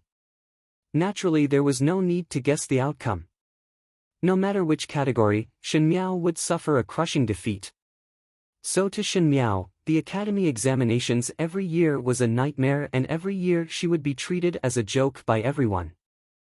There were countless of such days. And it was the same this year. The main examiner on stage pretended to say something as usual, and the other 2 people took out 2 small wooden buckets from the back. The wooden buckets were filled with lots of paper. On these papers were the categories of the academy examinations, which were drawn by the students themselves. Both males and females would have to draw, and one of them walked over to the male side of the banquet and handed it to the male students. Another tall female took the bucket and walked over to the female side of the banquet and let the female students draw according to the order. Feng and Ning blinked her eyes. May the heavens bless me. I only hope to draw the zither and literature categories. I really do not know anything about painting and chess. She looked at Shen Miao. You do not seem to be worried at all. Could it be that you have a card up your sleeve? Or are you just smashing a broken pot? It was not that her words were harsh, but Shen Miao was indeed a fool who did not know anything. Shen Miao declined to comment. Was there any meaning in drawing? She did not know anything about the zither, chess, calligraphy and painting. When the wooden buckets were passed to Shen Miao's table, Feng and Ning first drew, and after drawing the lot paper, she could not wait to open it and immediately gave a sigh of relief. It is zither. It is zither. This is great. These few days of zither practice were not in vain. Shen Miao, what is yours? Shen Miao's hand had just withdrawn from the bucket, and there was a white piece of paper in her palm that was folded into a long strip. She opened it and there was a word inside. Painting. Chapter 38. Painting. Feng and Ning stretched out her neck, and when she saw the paper in Shen Miao's hands, she was slightly surprised before saying, Do you know how? This was the truth. Shen Miao was not proficient in the 4 arts of zither, chess, calligraphy and painting. Not to mention the charm of a painting, one could not even draw it well. Seeing that Shen Miao did not speak, Feng and Ning also quietened down. Most likely people were very strange. Initially she did not see eye to eye with Shen Miao, but now that Shen Miao was cold to her, Feng and Ning was more willing to talk to Shen Miao. She felt that the current Shen Miao had a special temperament that unconsciously attracted others to get close. Both of them were silent when they saw Shen Yu and Shen Qing walking over. Shen Yu smiled. What is the paper in 5th younger sister's hand? Let me take a look. Perhaps eldest sister and I can think of some ideas. Shen Qing nodded her head, correct. Second younger sister and I have drawn books and paintings respectively. What is yours? Shen Miao did not speak. Shen Yu smiled as she went forward to take the paper in her hands and said unintentionally, fifth younger sister need not be afraid. There are still us two sisters around and will take care of you. Feng and Ning snorted from her nose. Even though she did not like Shen Miao in the past, she also did not see eye to eye with Shen Yu and Shen Qing. Her mother was a powerful one and there were many sisters in the family, thus one could see who was harboring evil intentions and who was scheming in a glance. What was the difference between Shen Yu and Shen Qing and those Shu sisters in their residence who wanted to fight for favor? It was nothing more than using Shen Miao's stupidity to set off themselves. Sure enough, when Shen Yu's words came out, Yi Pei Lan, who was at the side, sneered, Shen Yu, why are you saying these to her? Even if you come up with good ideas, one fear that she would not be able to handle it. Exactly. It is better to let Shen Miao prepare carefully. Jiang Shaoxian also smiled. Their blatant ridicule was heard by the surrounding Furins and young ladies, but they pretended not to hear it. On the surface, they looked serious, but the corners of their lips curled up. There was no other reason, as Shen Miao would be a joke in the academy examinations every year, and when it became a habit to be ridiculed, there was no difference. Even if such ridiculing behavior should not appear on the noble children. Do not say that about fifth younger sister.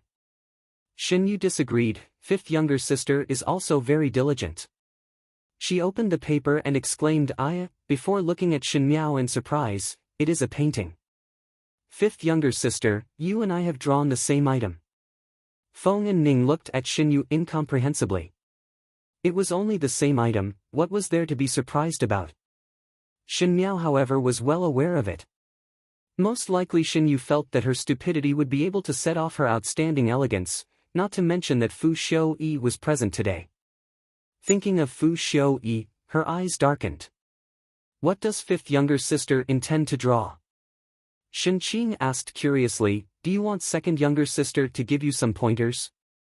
Her words were full of kindness and vividly portrayed the image of a big sister who loved her younger sister. If others were to see this, they would only say that Shen Qing loved her cousin very much. Troubling both of you to worry. Shen Miao coldly said, but since it is the academy examinations, it is better to abide by the rules. Second sister wants to help me, isn't that cheating? The two people who cheat will be expelled from the academy examinations together. Second sister wants to go to such an extent for me? When her lukewarm words came out, Shen Yu's expression changed. Yes, this kind of behavior was considered cheating, but if it was in the past, everyone would only say that she was kind and friendly and would not put much thought into it. But after being specially pointed out by Shen Miao, everyone's gaze towards Shen Yu changed. In the academy examinations, one more person meant one more opponent and everyone wanted to dominate the limelight. Shen Yu was on good terms with everyone in Guangwentang, but it did not mean that there were no people who were jealous of her. All the young females present were her opponents, and every year in the academy examinations, Shen Yu would always be the first in the female side, so there would definitely be resentment. If one could catch her weakness and let her off the stage and not participate in the academy examinations, then there would be one less strong opponent. Suddenly, those female students who were originally standing at the side with Shen Yu looked over covetously, including Yi Pei Lan and Entourage, who were on good terms with Shen Yu. Shen Yu shuddered as she naturally knew the pros and cons. Turning her head back, she saw Shen Miao looking at her with a smile that was not a smile, and her eyes were full of ridicule. If she were to shrink back like this, it would seem that her good intentions were fake, and if she were to take advantage of the situation, it would be hard to guarantee that these students would not grab hold of her weakness to not participate in the competition. Either way, it would be wrong. Shen Yu suppressed the resentment in her heart and looked at Shen Miao before reluctantly smiling. Since fifth younger sister has said so, then I would not dare to have good intentions on my own. Forget it. Feng and Ning could not help but laugh and deliberately said loudly, one thought that one dotes on younger sister a lot. So it is just like this. To be scared by others and forget it, then what kind of sincere help is that? For a moment, those young females looked at Shen Yu with a meaningful gaze. Chen Roqiu also heard the movements over here and she was somewhat flustered. Shen Yu was after all still young and did not know how to deal with the situation in front of her. At the same time, her heart was somewhat cold. This Shen Miao was able to stir up other people's emotions with just a few words and let others follow her words. Such a powerful mouth. But she could not intervene as it was a child's matter, and if she as a mother were to intervene, then she would be at a disadvantage. Ren Wanyun and Shen Qing were somewhat gloating as one knew that if Shen Yu was too outstanding, it would cover up Shen Qing's brilliance. If Shen Yu did not end up well, then only Shen Qing would be able to support the Shen family. Shen Yu looked at Shen Miao and thought that if this younger sister had become smarter, she would also speak up for her at this moment. After all, they were all sisters in the Shen residence, and if it was spread out that the Shen residence was in discord, what good would it be? Moreover, Shen Miao had always been fawning on Shen Yu, and if Shen Yu was offended, then Shen Miao would no longer have any friends. But after waiting for a long while, she did not hear Shen Miao's reply. Shen Yu could not help but speak. Fifth younger sister, does second older sister not need to think about what to draw next? Shen Miao's voice was flat. As for my side, there is no need. Seeing that Shen Miao did not have the intention to help her out of the predicament, and looking at the ridiculing gazes of the surrounding young females, for the first time, Shen Yu almost could not control herself and wanted to give Shen Miao a tight slap. She barely suppressed her emotions and gritted her teeth. It seems that fifth younger sister seems to have a well-thought-out plan. Since that is the case, later one will see how fifth younger sister will display her brilliance. It will definitely be extremely wonderful. Shen Yu bit on the words extremely wonderful very heavily. Finishing saying that, she flicked her sleeves and turned to leave in a huff. Shen Qing hurriedly followed after him. Feng and Ning looked at Shen Miao and asked, even though it is extremely refreshing, but why did you not leave a way out for yourself? When you go on stage, she will definitely grab the opportunity to ruthlessly ridicule you. I do not like to endure. Shen Miao looked at the chess game in front of her. Do not endure, do not turn back, do not be soft-hearted. Do not endure. Kill. She took out a chess piece and placed it on the chessboard. Chapter 39.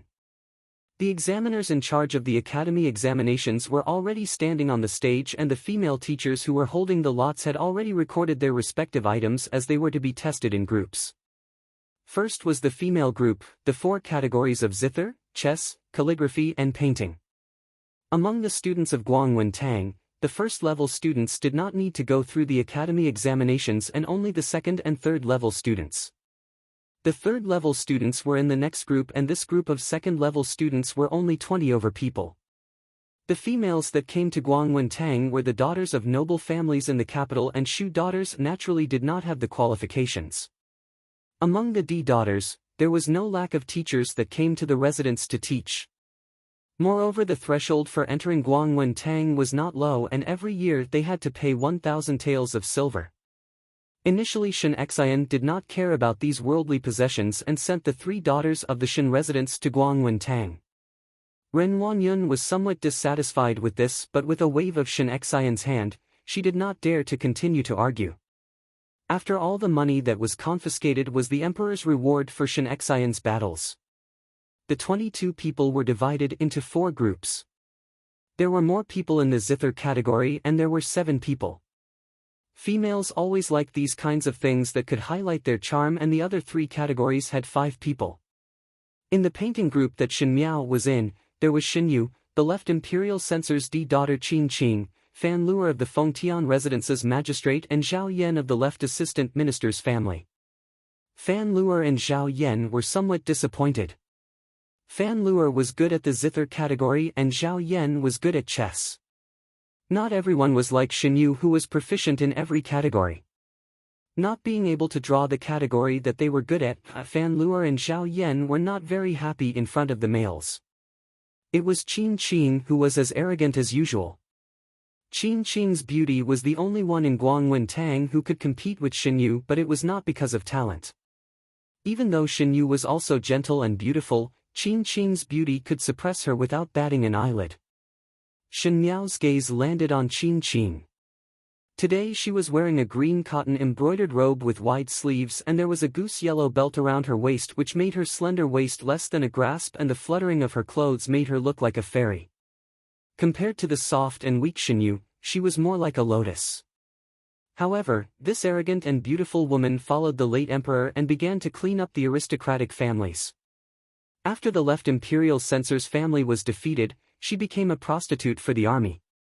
Later, it was said that she took a knife and died together with a small general in the army camp.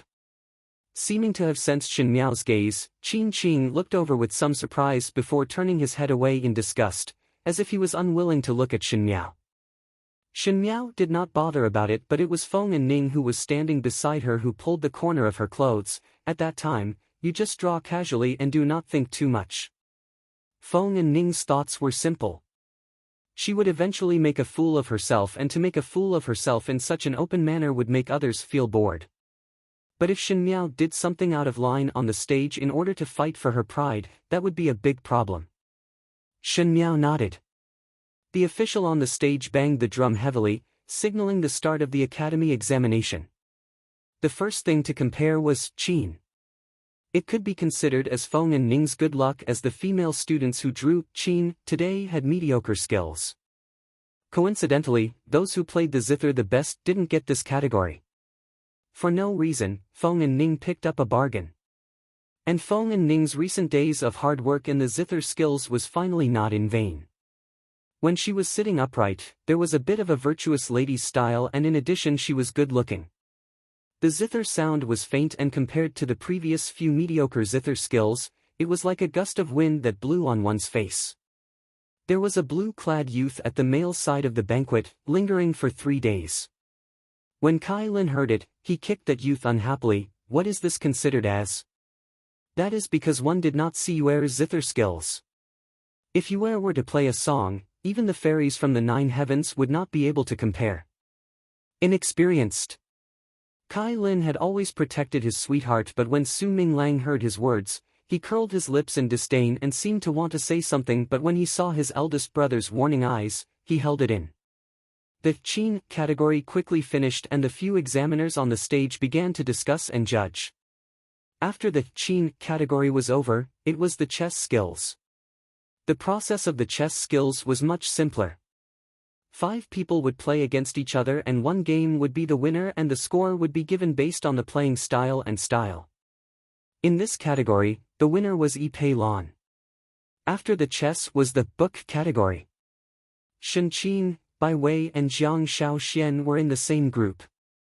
These 3 people were good friends on normal days, but in the academy examinations, the atmosphere was rather tense. This time the book was to compose a poem with today's chrysanthemum as the topic. One reason was to look at the calligraphy, and the other was to look at one's talent. Shen Qin's best skills were not poetry but chess and calligraphy. Unfortunately, calligraphy was in the male group and she did not draw chess. But until the final result, no one would know who was the first in this category. At the end, it was Shen Miao's group's turn. Shen Yu glanced at Shen Miao.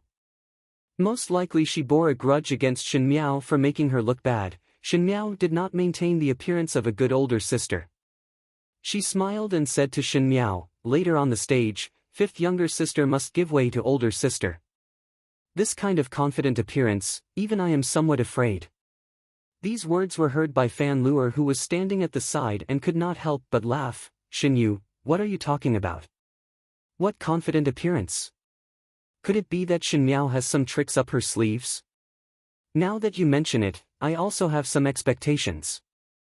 Zhao Yan rejoiced in others' misfortune. Remember last year when Shen Miao drew the zither, she pulled out the strings of other people's bamboo fragrant zither. Most likely she inherited General Shen's bravery. This year when drawing, one must not break the brush.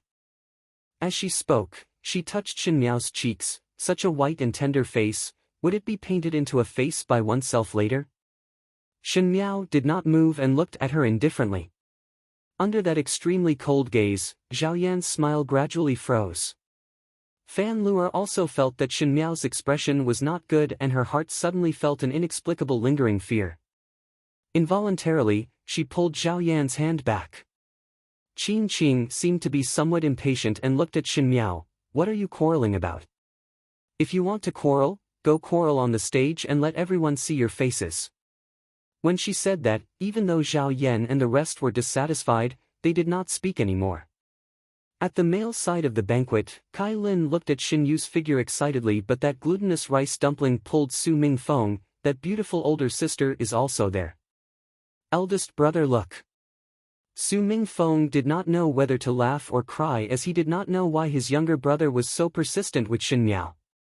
He was already in the 3rd year of the country, and this time he lied that it was the first time he went out after he was seriously ill, and he appeared to be very weak, so he could not participate in the academy examinations.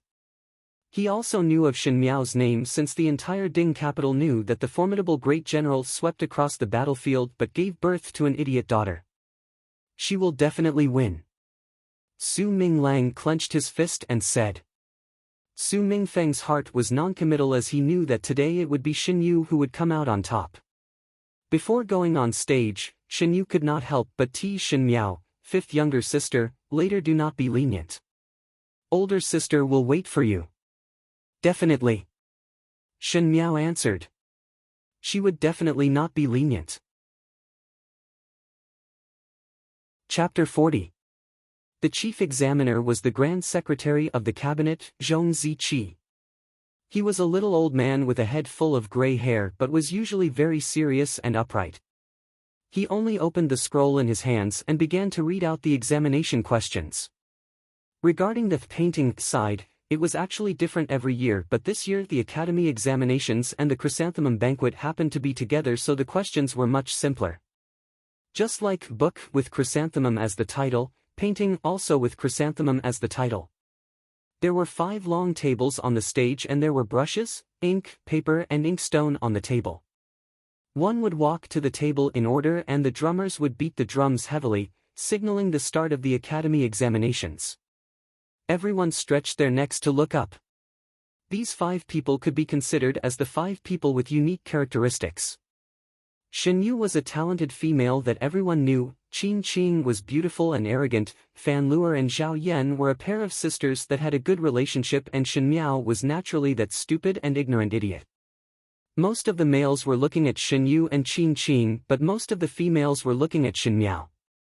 Bai Wei covered her mouth and said, today Shen Miao seemed to be well behaved and did not have any strange actions. It looks like it is the case. Including this time, Shen Miao had passed through a total of 4 academy examinations.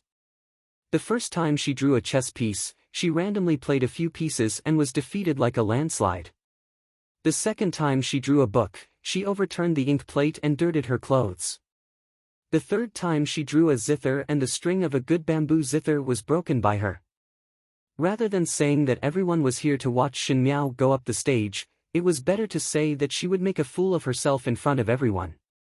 But today it was somewhat different. The high stage was wide and the young female was sitting in front of the table.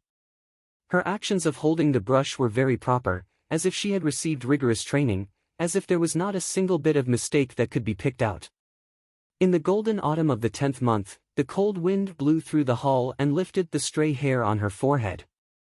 She lowered her head slightly, and one could only see the oval-shaped little face and the eyelashes that hung down, drawing a beautiful arc. There was actually some beauty. That lotus green cloak fluttered fiercely. She sat upright, but her brush was free and unrestrained, as if she didn't care. However, that kind of confident bearing was like the begonia in her black hair, blooming openly in a reserved way.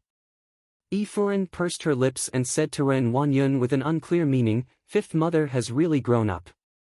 Ren Wanyun forced a smile, but her hands quietly tightened. Behind him came the chatter of the girls.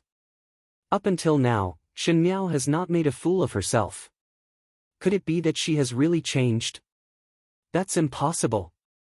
She's probably just putting on an act. Didn't you see that she didn't even think before writing? Shen Yu still needs to think for a few more moments, but for her to be like this, the biggest possibility is that she is just casually painting. Feng and Ning looked at Shen Miao on the stage, and that strange feeling came again. She suddenly had an intuition that today's chrysanthemum banquet might not be like the past. For example, would Shen Miao on the stage really make a fool of herself? Or was it to destroy all the misconceptions people had about her in an unstoppable manner? At the male side of the banquet, some people gradually discovered the difference. This group was probably the most pleasing to the eye out of all the women's groups. Shen Yu's pink dress was simple and elegant, gentle and beautiful. Qin Qingqing's green dress was wide-sleeved, arrogant and beautiful. Fan Luer was delicate and charming, Zhao Yan was weird, and if one were to say who had the least special characteristics, it would be that stupid, cowardly and tacky Shen Miao. But at a glance, among the five of them, Shen Miao was not only not inferior, but stood out.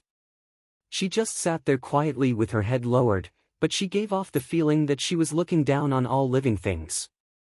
It was as if that delicate figure was standing on a high and decisive position, causing people to involuntarily feel the urge to submit to her. Pei Lang frowned. How could a person's temperament undergo such an earth-shattering change? Was this person really Shen Miao? Fu Xiaoyi could not hide the surprise in his heart. It was not that he noticed the earth-shattering difference between Shen Miao and the past, but the way Shen Miao sat, the straight back and the way she raised her hands made him think of a person.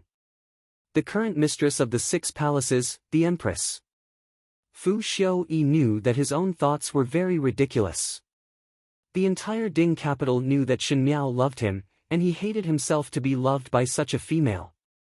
But most of the time, the news about Shen Miao was heard from rumors.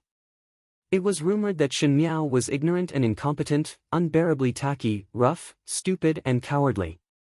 Now it seemed that there was only one feeling in his heart. One fear that those rumors were not all true. Really strange. The blue-clad youth who was previously reprimanded by Kai Lin said curiously, "Wasn't it said that the second-year student Shen Miao is an idiot?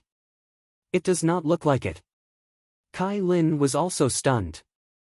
His eyes kept following Shen Miao, but Shen Miao seemed to have a kind of magic that made one involuntarily notice her. It was as if she was born to stand in a position that others could see, and it was especially obvious today. He tried hard to suppress his own strange thoughts and snorted, just putting on an act. "Eldest brother, she will win." Su Minglang tugged at the sleeves of the person beside him. Su Mingfeng's brows were smiling, but his expression was somewhat strange. "Shen Miao." After the time it took for an incense stick to burn, the drummer beat the drum again, indicating that the time was up. Shen Yu put down her brush. She was very confident in her painting today. Beside her left was Qin Qing. Qin Qing had also completed his painting and was washing the brush. Even if it was a simple action, when done by her, it was as moving as a painting. But no matter how moving it was, in the academy examinations, one would not rely on one's beauty to speak. She then turned her head to look at Shen Miao and thought that Shen Miao had always achieved nothing, but there was no accident today. Most likely it was because there was someone beside her that she became smarter. One could pretend, but one could not pretend one's talent. At this moment she should be in a fluster and had not finished. However, in front of her, Shen Miao had already put down her brush and calmly looked at the people who came to collect the paintings. Shen Yu's smile stiffened. "All right, go down." After everyone's paintings were collected, it would be the academy examinations for the second-year female, and this would require time. "Fifth younger sister, what exactly did you draw?" After Shen Yu came down from the stage, she could not wait to ask Shen Miao. She did not know why, but Shen Miao made her very uneasy. "You will know in a while." Shen Miao gently smiled, and there seemed to be something more meaningful in her smile. She turned around and walked to a place where no one could see before speaking to Guyu beside her. "Think of a way to send this to the hands of second young master of the Annals residence." "Oh, it is the person dressed in green on the opposite seat from the left." Guyu hesitated for a moment and seemed to be somewhat confused before saying, "This servant will save it. Go." Shen Miao patted her shoulder and walked back to her original seat. From afar, she looked at Pei Lang. When Pei Lang looked up, he met with a pair of eyes. Even from afar, one could see the scrutiny contained within. "Apologies, Pei Lang." Miao thought in her heart, I will borrow your hands to shake the unbreakable foundation of the imperial family of Ming Qi. After all, you owe me. Chapter 41. The examiners on the stage were evaluating the results and the students below the stage were also discussing. Today Miao did not make a fool of herself, and it made the academy examinations somewhat boring, but it also made those who usually did not look at her to pay attention to her. Humans were all strange. Those who were bad usually only needed to perform a little better, and perhaps in the eyes of others, they would be able to turn over a new leaf.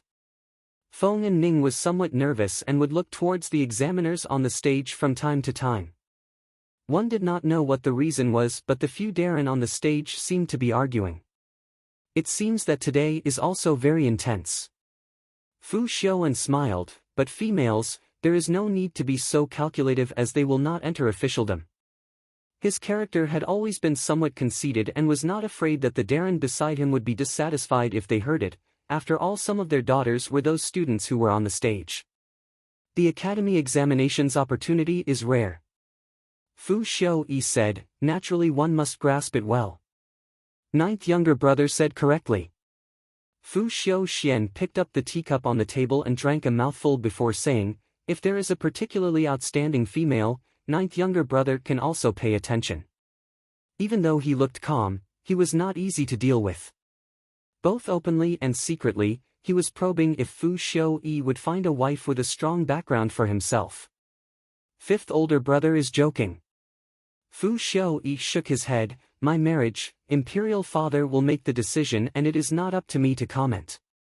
That was also true, as Fu Xiaoyi's daily matters were arranged by the emperor and rarely would he take the initiative to have any ideas. In the eyes of outsiders, this kind of prince was simply too docile and did not have any ambitions, exactly the same as consort Dong Shu, but in the eyes of Prince Jing, Fu Xiaoxian, there were some differences. In one's life, one would have to take a gamble. Isn't it the same for a wife? Prince Jing's words had a hidden meaning. Until the end, who would know what the ending would be? Prince Zhou could also hear his younger brother's probing of Fu Xiaoyi, and his eyes turned but did not speak. Not long later, the examiner on the stage stood up to announce the results. In the zither category, it was no surprise that Feng and Ning took the lead.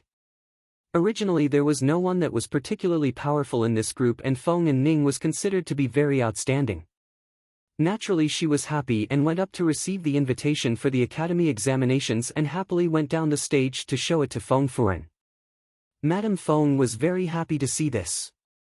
To a lady, this kind of glory, although it was impossible for her to become an official, it was like the icing on the cake. The children of noble families naturally did not lack wealth and glory, but their own talent and beauty could clearly distinguish them from each other. Feng and Ning used today's academy examinations to raise her level by one level. In chess, Bai Wei came out on top. There were examiners who specialized in recording the chess games, and they showed the drawn chess paths to the people below to show it to ensure fairness. Shen Miao glanced at the chess game. Bai Wei's game was much more detailed, so he had made it to the end. It was a pity that he paid too much attention to the details and didn't look at the big picture. Instead, he slowed down the progress and was somewhat burdensome. In the book category, Shen Qing only got second place. The first was Yi Pei Lan. Her poem about chrysanthemum was elegant and lovely. Even though it was too much for an unmarried young lady to write such a poem, but Guangwen Tang had the advantage of breaking through the shackles of etiquette, and the requirements for females were not too harsh. In addition, the little poem was indeed interesting and lovely. It was not purely about chrysanthemum, but it was using chrysanthemum to express one's yearning, thus the level went up another level. Shen Qing's expression was not good, but she was naturally not good at composing poems, thus she was very helpless. The last one was Shen Miao's group of paintings. The examiners on the stage had different expressions, and it seemed that the most intense dispute was this group. The womenfolk were guessing that Shen Yu and Qin Qing each had their own merits, and it was difficult to choose. After all, these two people were often compared in Guangwen Tang. Qin Qing sat at the same spot with an arrogant expression, as if she did not care about the result at all, but the fingers that were holding the teacup were somewhat stiff. In comparison, it was Shinyu who was much more calm.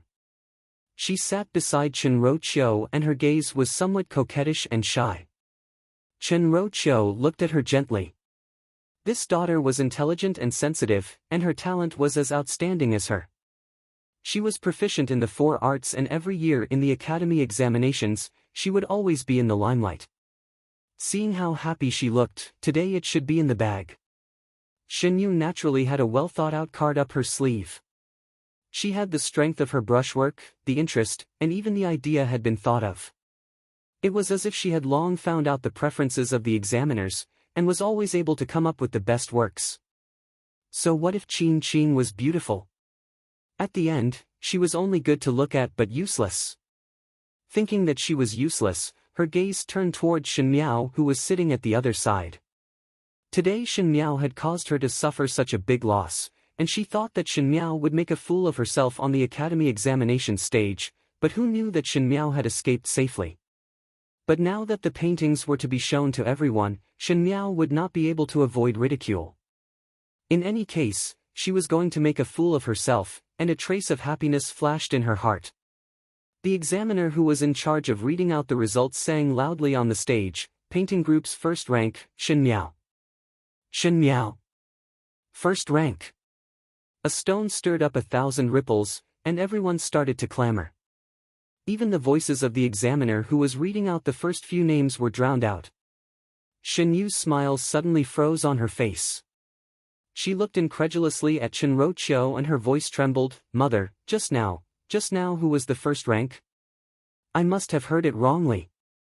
Chenro-Chio pinched Shen Yu's arm. Even though she was angry in her heart, she had eaten more meals than Shen Yu and knew that in this situation, there would definitely be a lot of people who wanted to see Shen Yu's reaction. It would be alright if Shen Yu was magnanimous, but for her to be in such a desperate situation, she had already fallen into a disadvantageous position. Even though Shen Qing and Ren Wanyun rejoiced in others' misfortune, this was the first time Shen Yu's face was swept away by others, but when they heard that it was Shen Miao, they were also surprised. They thought that the examiner had mistaken Shen Yu's and Shen Miao's names. There was a lot of discussion in the female side of the banquet, and naturally there was an uproar in the male side of the banquet. What is going on? Why is it not little Yu? Kai Lin suddenly stood up and looked at his classmate. Did I hear it wrongly? Is it that old man who read it wrongly? Naturally she was not the only one who had such thoughts, especially the youths who were in the same class as Shen Miao, as they were discussing with a look of extreme surprise. Look, older brother. I knew that she would win. Su Minglang pulled Su Mingfeng. In this group of people, he was probably the happiest as the white fat on his face shook. Su Mingfeng also had a headache. Who would have thought that it was Shen Miao? One had to know that every time before the academy examinations, there would be private casinos that would come and gamble. He had bet on Shen Yu, but he had bet 1,000 liang of silver. Well, 1,000 liang of silver had all gone down the drain. If Master Su knew about it, he would definitely tear him apart. Looking at Su Minglang who was jumping up and down in joy, Su Mingfeng wanted to cry but had no tears. Pei Lang frowned but did not look at the examiner on the stage, but looked at the purple-clad young female in the female side of the banquet. Her face was abnormally calm as she indifferently looked at everyone's surprise and doubt. She had long known that she would win. Chapter 42. The discussion continued and the examiner on stage had already shown the painting to everyone to show the fairness of the results. Fan Luer's and Zhao Yan's paintings were of the same path, both were the scenery of a garden with chrysanthemum blooming. In all fairness, it was beautiful but the artistic conception was too mediocre so naturally it was ranked at the back. Qing on the other hand had painted a red fairy with a big chrysanthemum.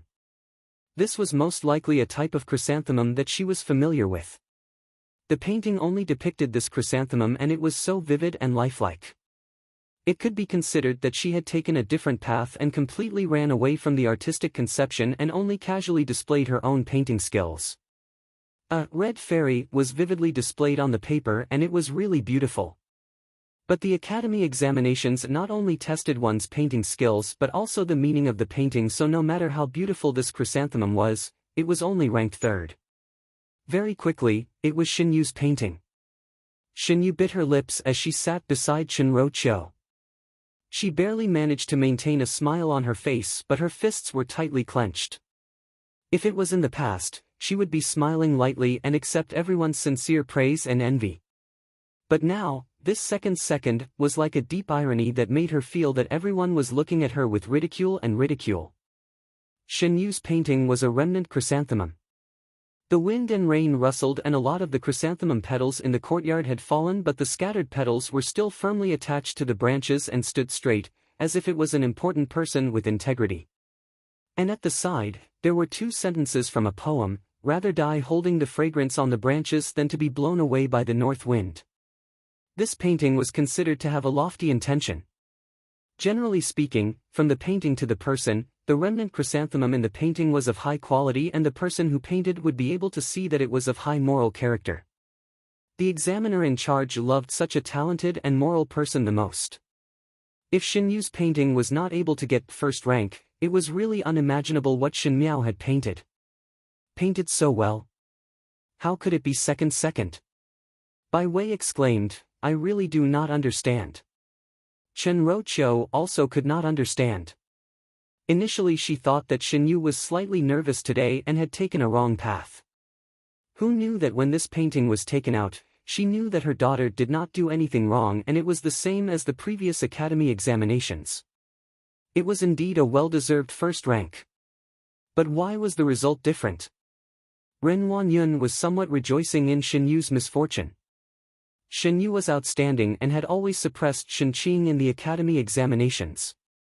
Seeing that Xinyu suffered a loss this time, even though Shin Miao winning first place made her unhappy, but since it had nothing to do with her, she was always happy to watch the show.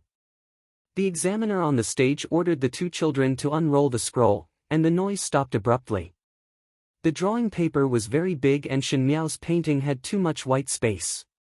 Her painting skills were not outstanding. Therefore, he only drew a rough view of the distant scenery, but unexpectedly, there was a kind of magnificent atmosphere. On the scroll, yellow sand was endless, and a setting sun was gushing blood red. A broken sword stood in the yellow soil, and a white chrysanthemum was below the sword. Here, the chrysanthemum seemed to be just an ornament. It was so small that even the meridians of the petals could not be seen. But in this painting, it was like a finishing touch. A bleak and desolate feeling gushed out. Everyone present was silent for a moment. Even through the pen and paper, one could feel the desolation and misery in it, as well as the helpless struggle. That was war. Shinro-cho and Xinyu trembled at the same time. After seeing clearly what was painted on the scroll, they knew that there was absolutely no possibility of a comeback in this match. Yes, Xinyu was indeed elegant and her character was not gaudy, and was able to take care of her character and nobility. But Shin Miao's painting had completely jumped out of the person. If one said that Xinyu was using the chrysanthemum to praise people, then Shin Miao was using the flower to express her will.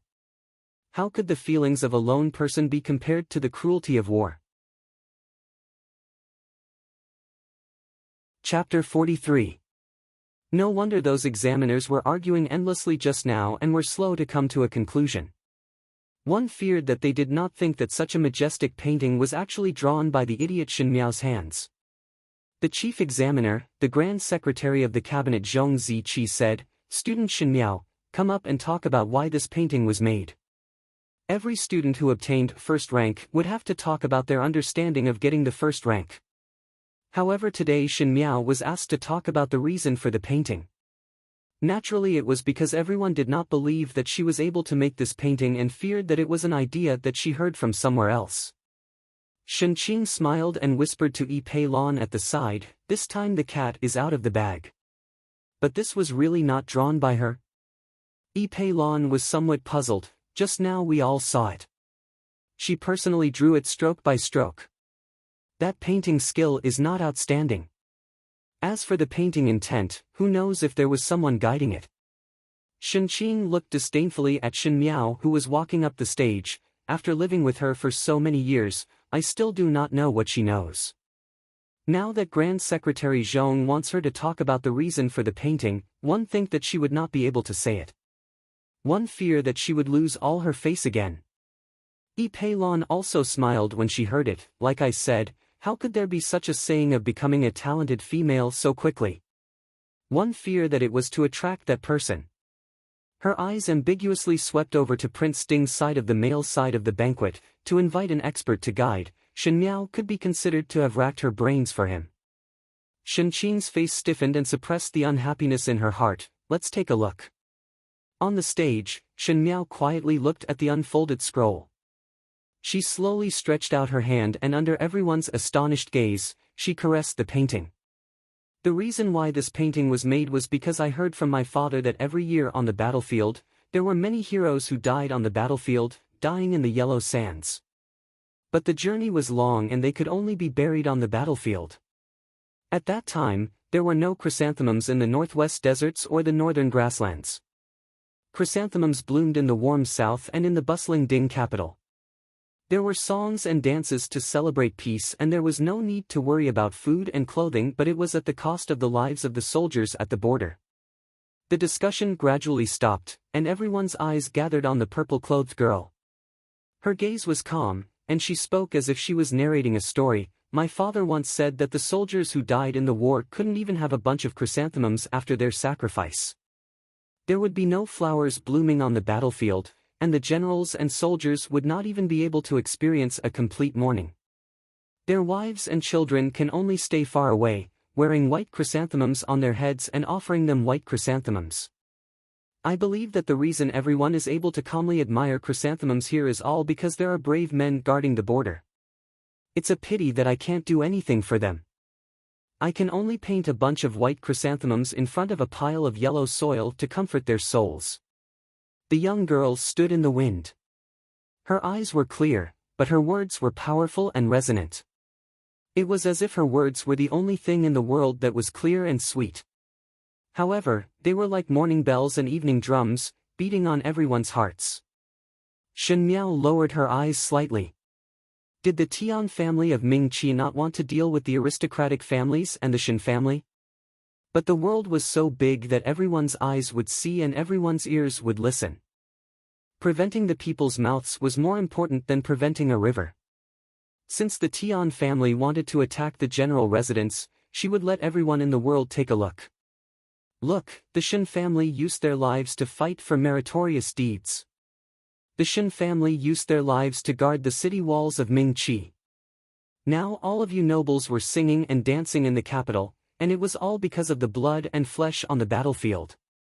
Stepping on the blood of the soldiers, would the imperial family of Ming Qi still dare to suppress them with great fanfare? If you dare, then do not be afraid of the eyes of everyone in the world. Chapter 44. The most supreme thing was the imperial power. What was more powerful than the imperial power was the common people's mouths. Of course one could use an iron fist to suppress it, but when that day comes, the common people would not dare to speak nonsense and the joke would spread out. Wouldn't it be the biggest joke in the world? The imperial family of Ming Qi was probably like this. It was obvious that they were corrupt internally and had done many dirty things, but on the surface they still had to put on a face that they cared about the country. They enjoyed the protection and offerings of the aristocratic families with a clear conscience, but at the end they had to make a false accusation. Shen Miao's words made everyone present gradually quiet down. The daughters thought of the glory of their ancestors, and if the residence was a military general, they would be even more moved. The male students were at the age where they were full of vigor and the soldiers on the battlefield were admired everywhere, so naturally they would worship heroes. But there were some who were not so happy. The three princes of Ming Qi who were present all frowned at the same time. Others did not know, but they knew what the imperial family's intention was: to treat the aristocratic families. The Shen family was a tall tree that attracted the wind, and sooner or later the emperor would use other excuses to eradicate them. However, the Shen family had a good reputation among the common people for so many years, and to topple them was not something that could be done overnight. Now Shen Miao's words seemed to be mourning the soldiers, but in fact it was praising the meritorious deeds and also put the soldiers in a position of being in the spotlight. If the imperial family had a trace of inappropriateness, they would be in the wrong in terms of morality and conduct. Was she doing it intentionally? Everyone looked up, and after the young female finished speaking, she became silent. Her robe was a little loose, and it fluttered in the cold wind, making her figure seem even more delicate. Most likely she was thinking wrongly, as she was just a daughter in the boudoir. This time she was able to uncharacteristically take the lead was because she was Shen Xian's daughter, and Shen Xian had really told her about the matters on the battlefield, thus she was lucky. Prince Yu's gaze followed the purple-clad young female, and in a flash, he suddenly smiled meaningfully. This young lady of the Shen family is indeed very interesting. One did not know why, but when Prince Yu's words came out, Pei Lang and Fu Xiaoyi frowned at the same time, and there was a trace of a bad premonition in their hearts. When Prince Zhou heard it, he asked meaningfully, "Does Royal Shu fancy that young lady of the Shen family?" One heard that the young lady of the Shen family is ignorant and idiotic, but now it seems that it is not so. She has a sharp tongue and looks are not bad. If there is an additional royal saw. He laughed very obscene, it should be very interesting. Prince Yu of the first rank was now over 40 years old, and in addition to his brutality and viciousness, the number of females that were played to death by him was uncountable. If Shen Miao were to fall into his hands, one feared that in a short period of time, she would perish. Zhou's words were already out, but he had such arrogant temperament, so others would not find it strange when he said it. However, it was really too immoral to put a budding girl into such a tiger's mouth without rhyme or reason. Prince Jing, however, thought further than his own twin brother. Even though the imperial family had the intention to suppress the Shen family, but the Shen family had military power in their hands, like a common man with a treasure. If any prince were to obtain the Shen family's help in private, it would be a huge bargaining chip in the road to the throne. But if Shen Miao were to marry to Prince Yu, then Prince Yu would no longer be able to fight for power. Perhaps the best way would be to place the military power in the imperial family and not be coveted by any prince. Thinking of this, Prince Jing, Fu Xiaoyi nodded his head. The young lady of the Shen family is quick-witted. If Royal Shu feels that it is not bad, there is nothing wrong. Fu Xiaoyi's brows wrinkled even tighter. He naturally considered the things that Prince Jing could think of. He knew that Shen Miao marrying to Prince Yu residence would have 100 benefits and no harm to him.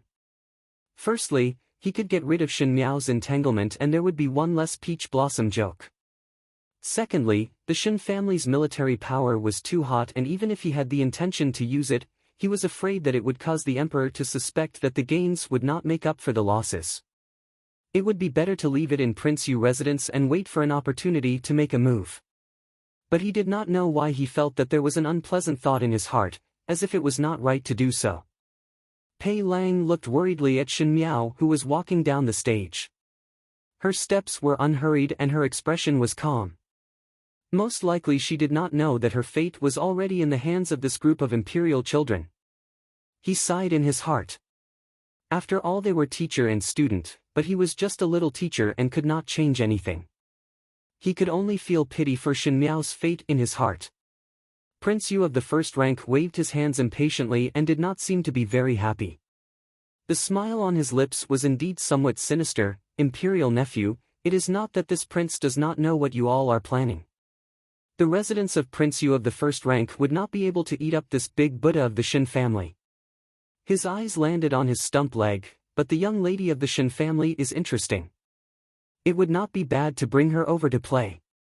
Su Mingfeng took a look at this side.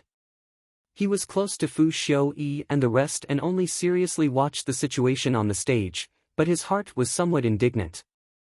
No matter how stupid that Shen Miao was, to be targeted by Prince Yu of the first rank, one feared that it would bode ill rather than well. It would be alright if Shen Xian was in the Ding capital, but unfortunately Shen Xian would only return at the end of the year. Without father and older brothers to protect, how would a young lady contend with these vicious wolves? As if he had expected the tragic ending, Su Mingfeng sighed and brought Su Minglang to Master Su before quietly leaving the banquet. Shen Miao did not know about the changes at the male side of the banquet. Jingzhe was very happy for Shen Miao, but it was Shen Yu who finally could not maintain the good expression on her face and left the banquet somewhat stiffly. After the female group's examinations, it was the male group's turn. On the side of the female side, the young ladies who had passed the examinations all left the banquet to rest. Feng and Ning followed beside Shen Miao, and this previously arrogant young lady finally revealed a look of heartfelt admiration towards Shen Miao. She said, "Just now you did really well. It was really great." Shen Miao lightly replied, "You are also not bad." Most likely it was because she thought that she got first place in the Qin category. Feng and Ning smiled. Hard work does not fail those who are willing. I will go to the horse carriage to get something. Wait for me here. After Feng and Ning left, Shen Miao walked to the plum blossom forest in Bei Yan Tang to wait for her. The plum blossoms had not bloomed in this season, but the trees were verdant and very lush.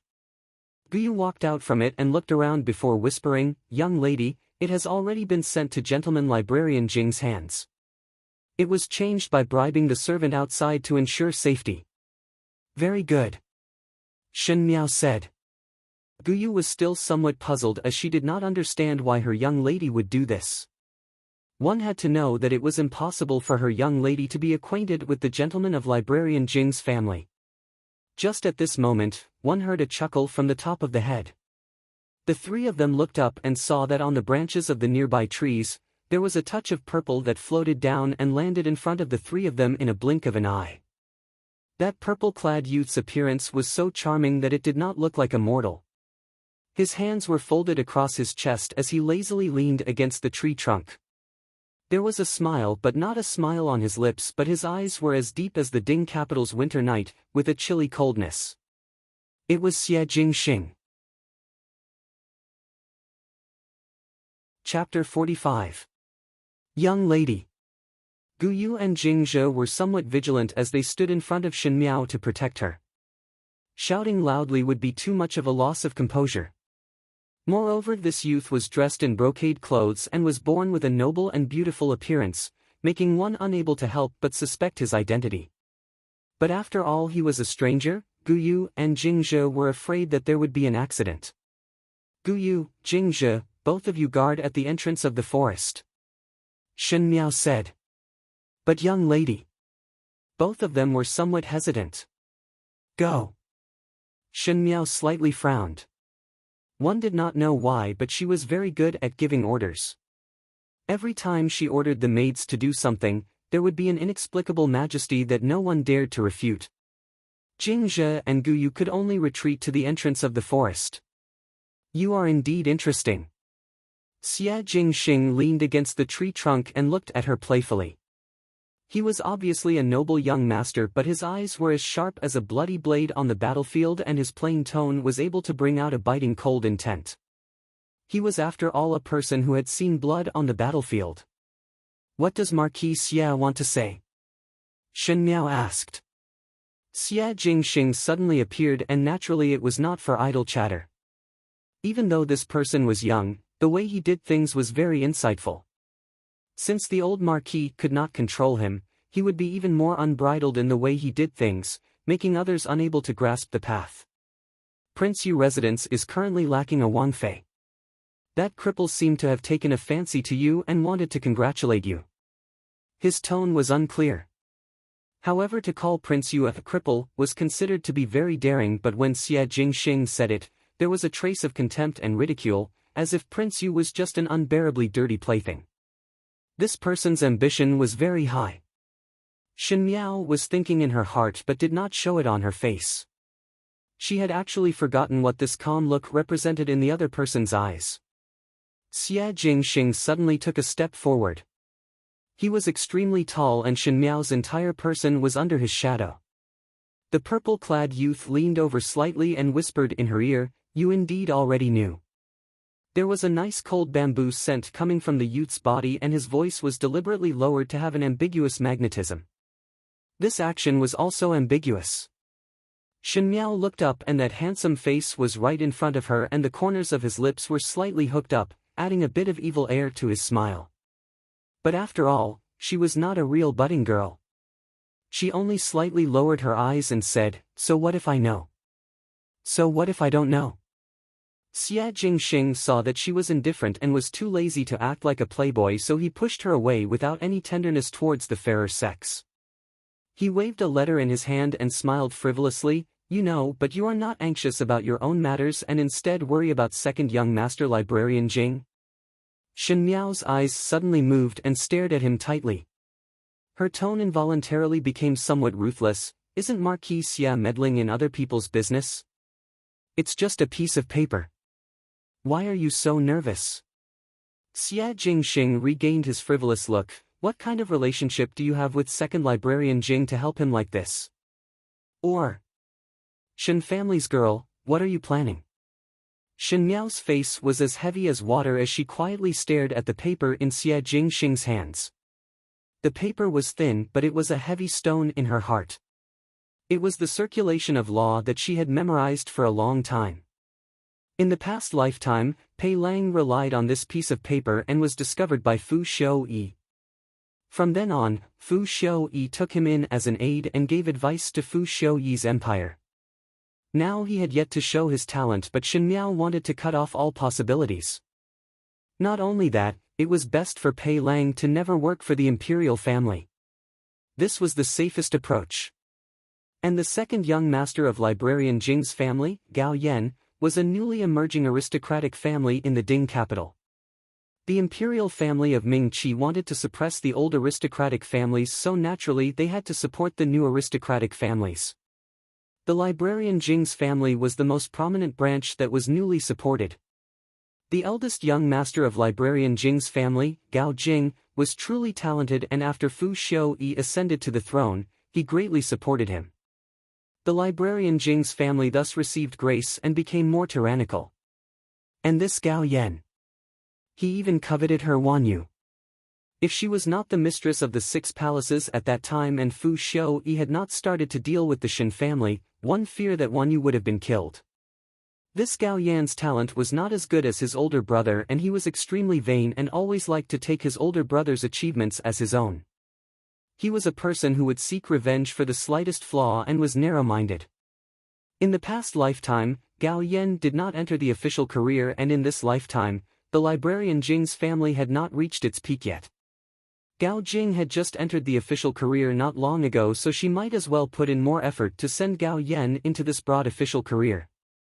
She took Pei Lang's circulation of law to Gao Yan because she knew that every year during the academy examinations, Gao Yan would let the servant spend money to buy a copy of the examination paper. Today she let Gu Yu and the others replace this copy of the examination paper. With Fu Shouyi's character of cherishing talent, he would definitely win Gao Yan over at all costs. And Gao Yan had a vain personality and would definitely not admit that this was not his doing. For such a person to enter the Ming Qi's official circles, she wanted to see how these two people would fight against Fu Shouyi. Cutting off Fu Shouyi's powerful arm and replacing it with an empty head that stirred shit. Shen Miao had such a good idea, but who knew that halfway through, Xia Jingxing would appear and make her plan fall through for no reason. Her eyes were bright, and it was as if thousands of words were gathered in the clear eyes of a cub. Xia Jingxing finally raised his lips and lazily said, "You do not need to show such a hateful expression. This letter was copied by my people, and the original copy is still in the hands of the Gao family's brat." Shen Miao was slightly surprised, as she had never thought that it would be such a result. She looked at Xia Jingxing and was silent for a moment before asking, "Little Marquis is broad-minded." "It is not that broad-minded, it is just that this Marquis has a point of praise." Xia Jingxing's eyes were slightly cold. "One do not like to meddle in other people's business." Just as Shen Miao was about to speak, she heard Xia Jingxing's voice again. "Now can you tell this Marquis why you wrote a letter to the librarian Jing?" Shen Miao sighed in her heart. Even though she had the intention to tie the Shen and Xia family on the same boat, now was not the time. The discord between the Shen and Xia families had been going on for a long time and was not something that could be resolved in a day and night. It was a slow plan, but who knew that out of nowhere, Xia Jingxing was involved and the good plans were all messed up. She did not trust anyone and had her own path to walk. Be it Xie Jingxing or the Xie family, they were all chess pieces in the great scheme of the world. No chess player would explain the reason to the chess pieces. This marquis thought that for you to help him like this, unless you have a personal affair with him and help your lover to fight for the limelight. Xie Jingxing's smile was mischievous as he sized Shen Miao up, afterwards thinking that even though the second son of the Gao family is not a good person, his eyesight in picking females is not bad. He looked at Shen Miao. It was clearly an extremely beautiful eyebrow, but it was as piercing as the northwest desert. Also, if you want to help Gao Yan, it means that you want to help Warden Jing's reputation. But you don't help Gao Yan. That's the trash Gao Yan. It looks like you have bad intentions. He smiled maliciously, but his words hit the nail on the head. Shen family's girl, do you have enmity with Librarian Jing? Chapter 46. Shen family's girl, do you have enmity with Librarian Jing? Shen Miao quietly looked at the youth in front of her. His eyebrows were beautiful, but his heroic spirit was pressing. Even though he had a cynical expression, there was a steadiness that transcended his age. It was not what was shown on the outside, but when following him, there was a sense of security that even if the heavens were to collapse, the other party would be there to support it. Even in the previous lifetime when she was in the Qin country or in the inner palace, she had never seen such a clear person. With just one sentence, he was able to see through the heart of everything. Such an amazing and brilliant person had to die young. It was really the heavens being jealous of heroic talents. A flash of regret flashed in her eyes, but when she opened her mouth again, it was in a flat tone, yes. This game of chess is laid out in a roundabout way. Xie Jingxing's eyes were scrutinizing, to go around in such a big circle just to send Gao Yan into official career. Could it be that you want to mess up Ming Qi's officialdom? Even though Shen Miao had lived for 2 lifetimes, her heart could not help but be slightly shocked. If Xie Jingxing's performance previously was that he was excessively smart and understood with a single point, then now this person seemed somewhat scary. Ordinary people would take 1 step and look at 1 step, and a smart person would take 1 step and look at 10 steps. Xie Jingxing's seemingly ordinary question was like taking 1 step and looking 1,000 miles away. Such a straightforward and undisguised knife made her somewhat not know how to answer. After a moment, she then answered, "What does this have to do with little Marquis? This Marquis does not care about Ming Qi's officialdom, but the Marquis of Lineage cannot be touched." There was a warning in his tone. If you have any ideas on the residence of the Marquis of Lineage, then do not blame this Marquis for being impolite. Shen Miao glanced at him. Xie Jingxing seemed to be extremely disgusted with the residence of the Marquis of Lineage and loved to go against his father, but now it seemed that it was not a complete disgust and one fear that he still placed the residence of the Marquis of Lineage in his heart.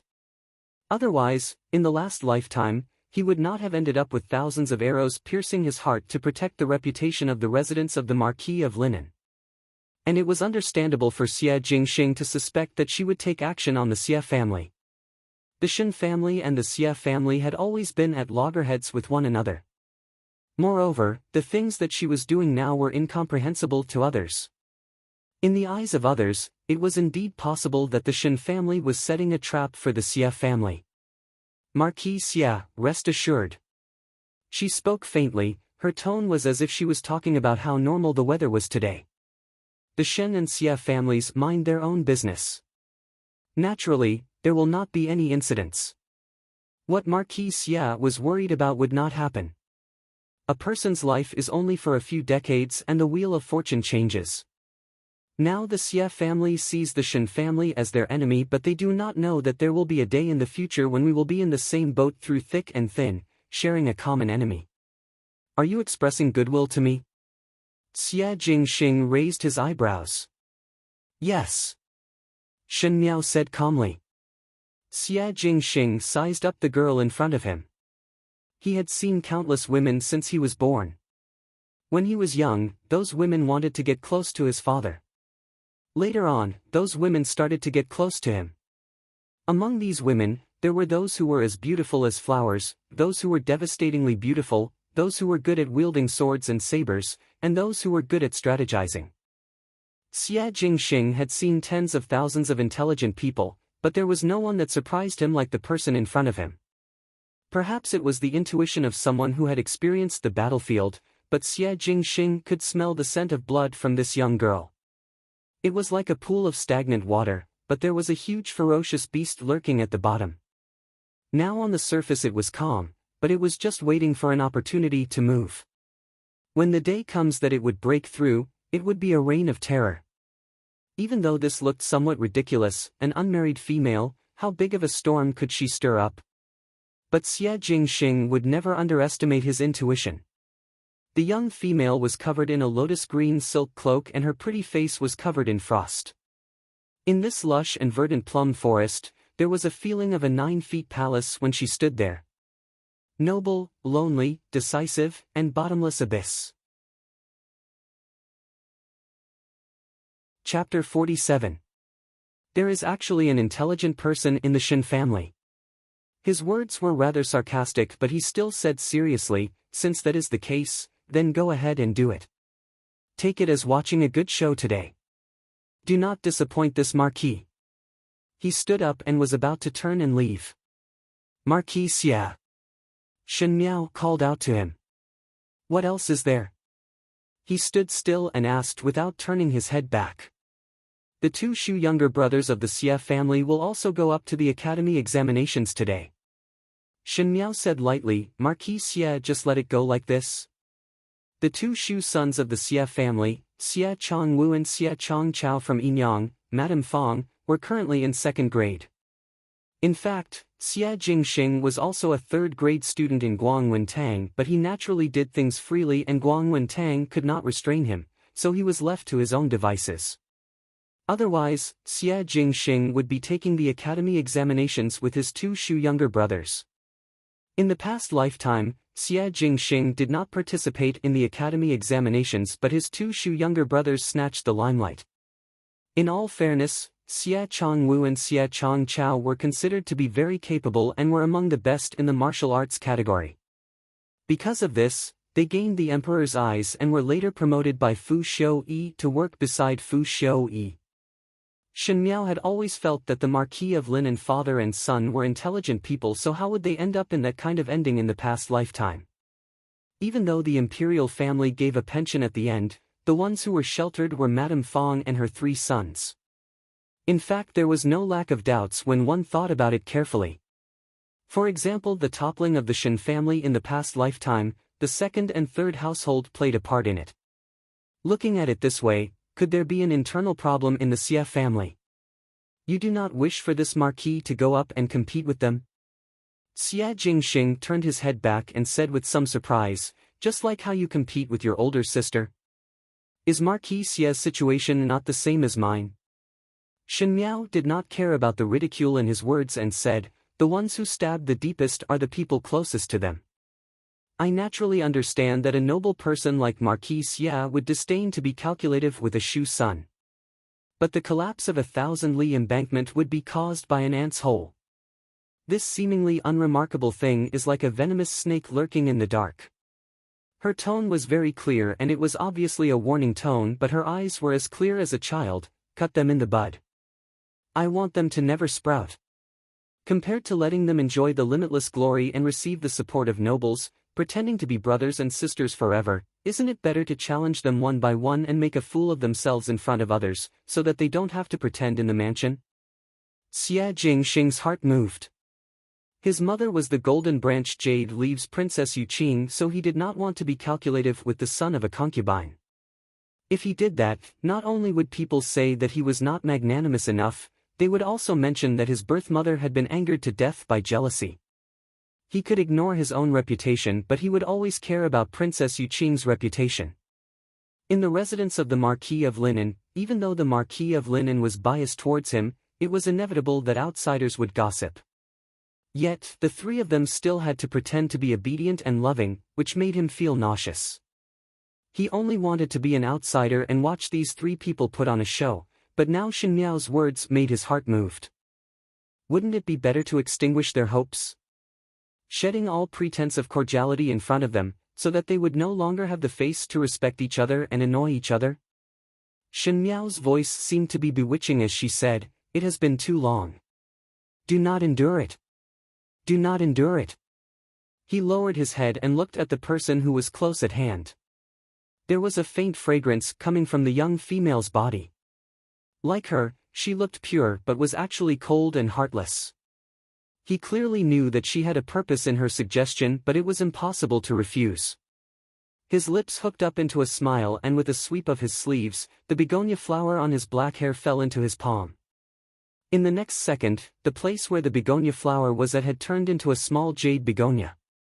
He picked up the flower and said in an ambiguous tone, "You are interesting. This flower is for you. The suggestion is not bad. Many thanks." Chapter 48. After Shen Miao exited the plum forest, Gu Yu and Jing Zhe who were guarding let out a sigh of relief. Jing Zhe looked up and did not see anyone and was somewhat puzzled. Why is there no one? Shen Miao also turned back to take a look. The plum forest was lush and swayed gently with the wind, but there was no one there. Xia Jingxing was someone who knew martial arts, and most likely he had disappeared by leaping onto roofs and vaulting over walls. She said, "Let's go." When they returned to the banquet, Feng and Ning hurriedly ran over and complained, "Did not I say to wait for me? One could not see anyone after turning one's head. When one returned, one did not see you here.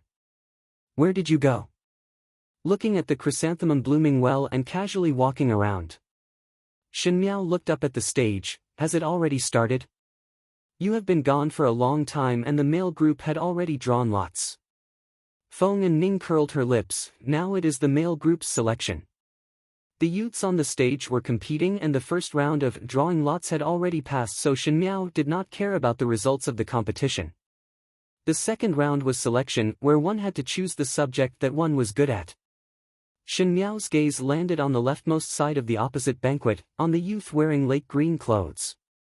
This youth was dark and strong and his facial features were not bad, but because of his overly strong body, he looked somewhat solid.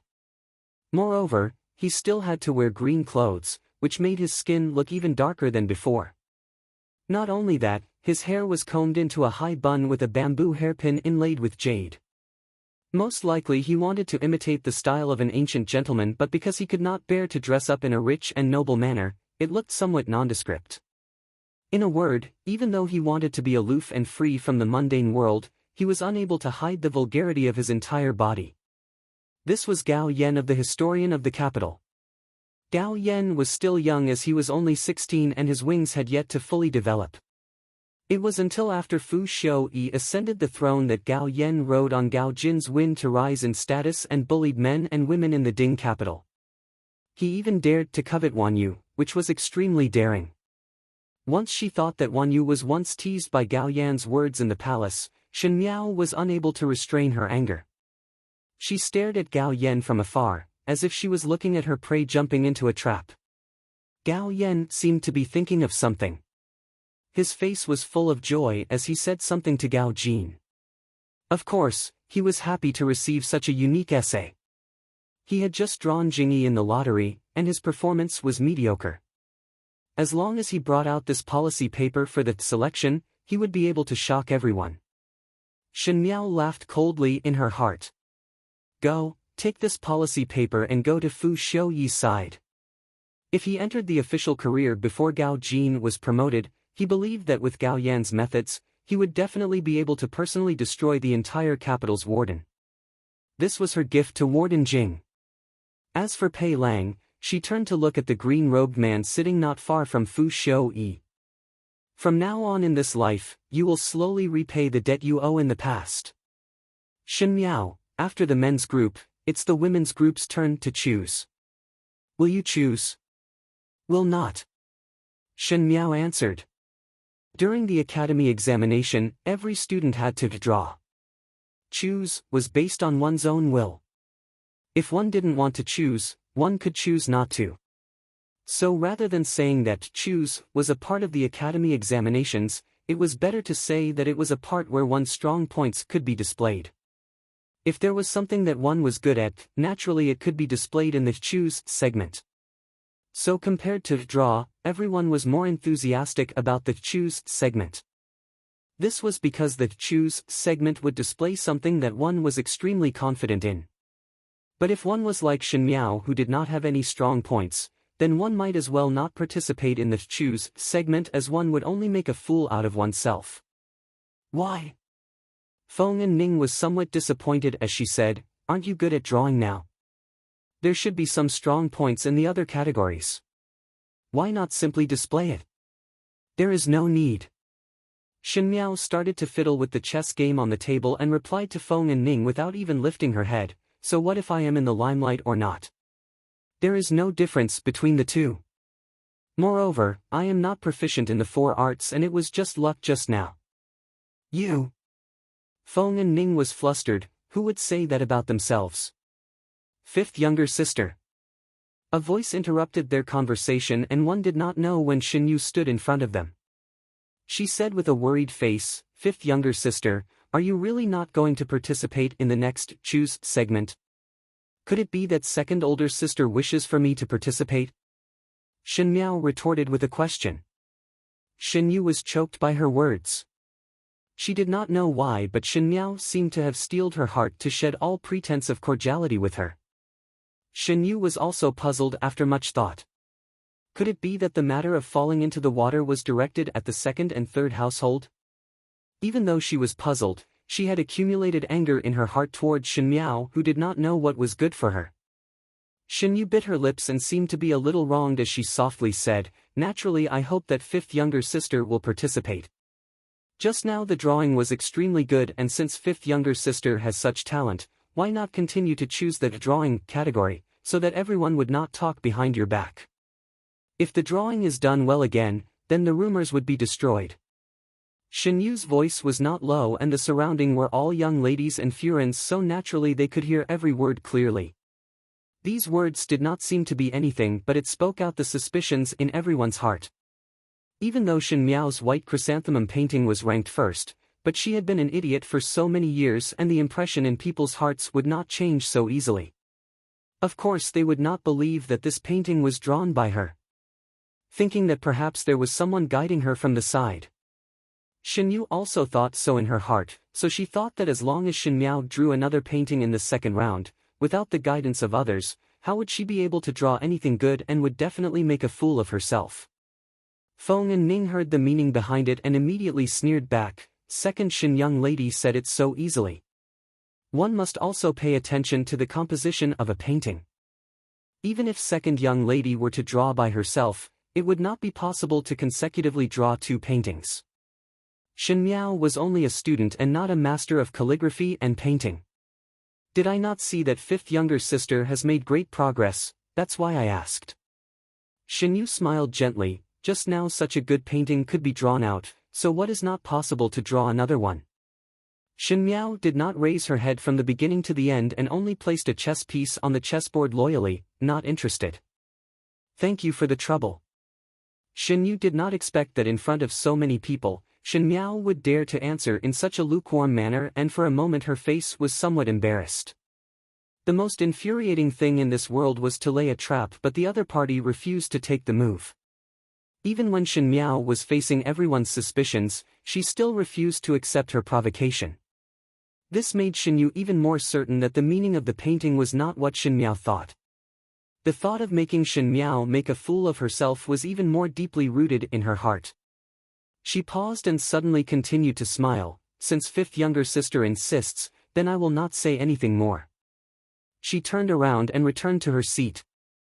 At the male side of the banquet, Kai Lin had been secretly looking at Shen Yu but saw Shen Yu suddenly looking over from afar and seemed to smile gently at him. Kai Lin was startled and was somewhat excited. However, he saw Shen Yu lowering her head and seemed to be somewhat sad. He suddenly became nervous. Chapter 49. On the stage, the male group's selection was still ongoing. Classics and poems were all conforming to the rules and regulations, so there were naturally many people who chose. As long as one had an outstanding memory or studied thoroughly, generally speaking, it was easy to stand out. In contrast, there were only a few people who chose the field of policy theory. Policy theory was based on the current state of affairs and was very practical. This topic was also the one that was closest to the affairs of the imperial court. Everyone present was a young student. Other than a few disciples who had already begun to accept the teaching of the manor, the majority of them were still ignorant of the affairs of the imperial court, let alone give any good suggestions. Thus, policy theory was the most difficult, but if one really stood out, one would have half a foot in the official career. Shen Miao looked at the chessboard in front of her. At that time, Pei Lang's circulation of law was done in the third round of selection. In the selection field, the male could choose the female could choose the male, and the students could naturally choose the teacher. And one of the male students picked Mr. Pei Lang. Pei Lang was also brimming with talent. Just a few steps on the stage and in a blink of an eye, a policy theory was done. It was voluminous, quoting from classics but not exaggerating and always hitting the key points. It was really amazing. At that time, it made the princes pay attention to it. But Pei Lang was also a clever person. He only wanted to be a teacher in Guangwen Tang and did not think much about other things. His attitude was firm. If not for Fu Xiuyi's courtesy and Shen Miao's advice, this Pei Lang might not have entered the official career. The chessboard crisscrossed, just like the life of the previous life. She lightly flicked her sleeves and the entire game was disrupted. Shen Miao put down a piece. How about starting a new game with her as the starting point? Gao Yan adjusted his sleeves and tidied his hair before asking the servant beside him, "How does this master look?" "Young master is distinguished and elegant, handsome and chic." The servant also said flattering words. Gao Yan proudly curled his lips and was about to get up and walk to the stage. Seeing this, Gao Jin grabbed him and asked, "What are you doing?" "Choosing," Gao Yan said. Gao Jin frowned. He was very clear about this younger brother of his. It was fine if he didn't have the ability to begin with, but he still loved to show off. Currently, historian advisor Jing's Fu was flourishing with each passing day. They absolutely could not allow any mishaps to occur at this time. Gao Jin asked, "What can you do?" These words were unpleasant to Gao Yan's ears. He and Gao Jin were biological brothers from the same mother, but when people talked about the Gao family, the first person they would praise was Gao Jin. Gao Jinsheng had delicate features, but he was rough and tanned. Gao Jinsheng was able to handle matters for his father at such a young age, but every time he wanted to talk to his father about court matters, his father would shake his head impatiently. As brothers, there was originally no discord between them, but because of the eyes of outsiders, there was a gap. Gao Yan was already a little sensitive and inferior under his brother's light. Now that he heard Gao Jin's words, he was even more angry. He was originally a little hesitant about whether the manuscript was too well written and whether it was too impressive. But now, he didn't hesitate at all. He said in an unkind tone, "Big brother, although I'm not as smart as you, I'm not a complete idiot. You don't have to stop me.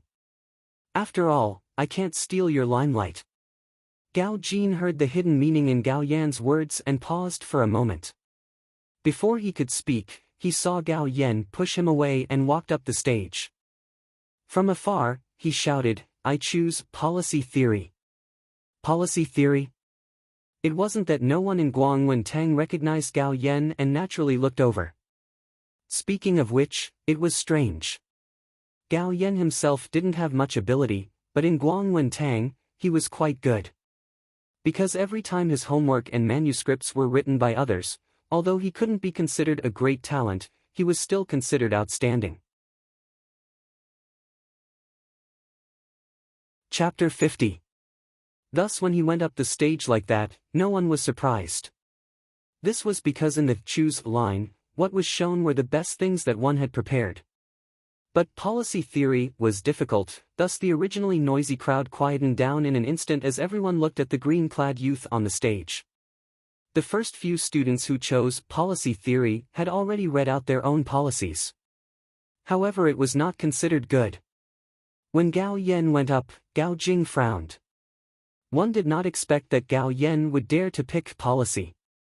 Feng and Ning said curiously, if it was Gao Jing, I would feel that it would be better. Shen Miao stopped the chess pieces in her hands and looked towards the stage. Once everything was prepared, Gao Yen took out a piece of paper and slowly read. Law, the frame of a country, especially set on wood, supporting it to the heavens. He read in a cadence and the crowd's initial look of watching a bustling scene gradually disappeared, especially the masters and officials at the banquet as they looked seriously at the youth on the stage. Gao Jing's younger brother is indeed not bad. A flash of amazement appeared in Prince Zhou's eyes. This kind of policy theory, even the Darren in the court would not have such incisive views. It is indeed not bad. Prince Jing also nodded his head in praise. Moreover, this child is still young and in the future, he would definitely not be an ordinary person. Fu Xiaoyi quietly looked at the person on the stage. Even though there were no fluctuations in his expression, his fingers unconsciously twisted. His fingers unconsciously twirled. Whenever he had a thought or an idea, he would subconsciously do this action. Obviously Gao Yan's actions made him have a new plan in his heart. As for Pei Lang, ever since Gao Yan read the first sentence, his body stiffened. He did not know why, but he felt that Gao Yan's policy theory seemed familiar. But he had always had an outstanding memory, and after thinking about it carefully, he still could not make heads or tails of it. Most likely he had not seen it before. But this feeling of familiarity actually made him, who had always been calm, a little anxious. It was as if every sentence that Gao Yan read, he would be able to follow up with the next sentence. It was incomparably familiar, as if it was his own thing. Shen Miao smiled gently and no longer looked at the youth on the stage, but continued to look at the chess pieces on the chessboard. She casually picked a piece and placed it at the edge of the chessboard. What kind of chess are you playing? Feng and Ning asked, just randomly playing. Who would place the chess pieces so far away? Far. Shen Miao shook her head. Every chess piece had its own use. How far could this seemingly useless chess piece go? Even if it looked like it was still 108,000 miles away from the situation, it was still an indispensable part of the future general. Could he see it now? From a distant pavilion, one could see the entire scene on the stage from afar. Su Mingfeng waved his fan and said, "One do not know where did Gao Yan found this essay from, but it was written in an elegant and unrestrained manner. I would like to get to know the person who wrote this essay." So what if I know him? The purple-clothed youth opposite him spoke lazily. His whole body was sitting in front of the window of the pavilion, leaning against it, almost half of his body was sticking out. It should be a knowledgeable Darren. Su Mingfeng did not think much of it. If one is able to make friends, one would definitely benefit a lot. Xia Jingxing sneered and turned his head to look at the stage as a begonia appeared in his hand. The crabapple blossoms had not yet withered, as if they had just been plucked, fresh and moving. They seemed to contain a quiet fragrance, but also seemed a little austere. Not necessarily. Chapter 51. On the stage, Gao Yan finally finished reciting the circulation of law. The surroundings were quiet before whispers started to discuss. The students did not understand the meaning of this treatise and only knew that it quoted classics and was very gorgeous. But the Darren at the male side of the banquet understood the depth of it. This treatise looked casual, but it was able to point out the loophole in Ming Qi's laws in one fell swoop and ingeniously changed it to make up for it. For a student, it was somewhat inconceivable. The examiner on the stage did not expect that Gao Yan was really hiding his abilities. But the rules still had to be followed. Once one had doubts about the student's results, naturally one would have to test it first. Just like Shen Miao's painting previously. In all fairness, this circulation of law was more brilliant than Shen Miao's painting as it had both literary and practical qualities. The examiner then asked, just like what the treatise said, Ming Qi's laws encompass a wide area. You said that there is a need to subdivide it. How do you subdivide it? Gao Yan's heart was delighted. Other than the circulation of law, in the manuscript, there was another question that was exactly the same as what the examiner asked. He was very grateful to the person who wrote the manuscript for him and thought that in the future he would give more money as a reward. Therefore, he calmly puffed out his chest and raised his head, answering according to the script. There are 3 levels, the commercial path, the official path, and the civilian path. Below the stage, historian Jing Darren was already grinning from ear to ear. He was able to reach this stage in the officialdom because he relied on the emperor's support and wide connections. But there was really no one with such ability. Luckily he had a good son, Gao Jing, who was able to help him deal with many things at a young age. Now that his second son, Gao Yan, had displayed such extraordinary abilities, he had to return to the ancestral hall to burn 2 joss sticks and pray for his ancestors. Gao Jing was smarter than his father, but he did not believe that his own younger brother would have such wisdom. Facing the examiner's questions, he was able to speak with assurance and composure. One could not possibly even bribe the examiner. Thus, he could not make up his mind. Pei Lang picked up the teacup on the table and took a sip. His hands were still slightly trembling. He did not know why, but every word that Gao Yan said seemed to be imprinted in his mind. That kind of familiar feeling made him feel ridiculous, and the anxiety in his heart could not be calmed. Su Ming Lang had just dozed off and saw that the people around him were looking at Gao Yan on the stage with an expression of appreciation. She simply tugged on Lord Su's sleeve and asked, "Father, is what he said good?" "A young talent," Father Su said directly. Su Ming Lang pursed his lips and seemed to be unable to understand. After looking around and not seeing Su Mingfeng's figure, he asked, "Why is older brother not back yet?" Old Master Su coughed softly, "Your big brother's body is weak now. He was forced to come today.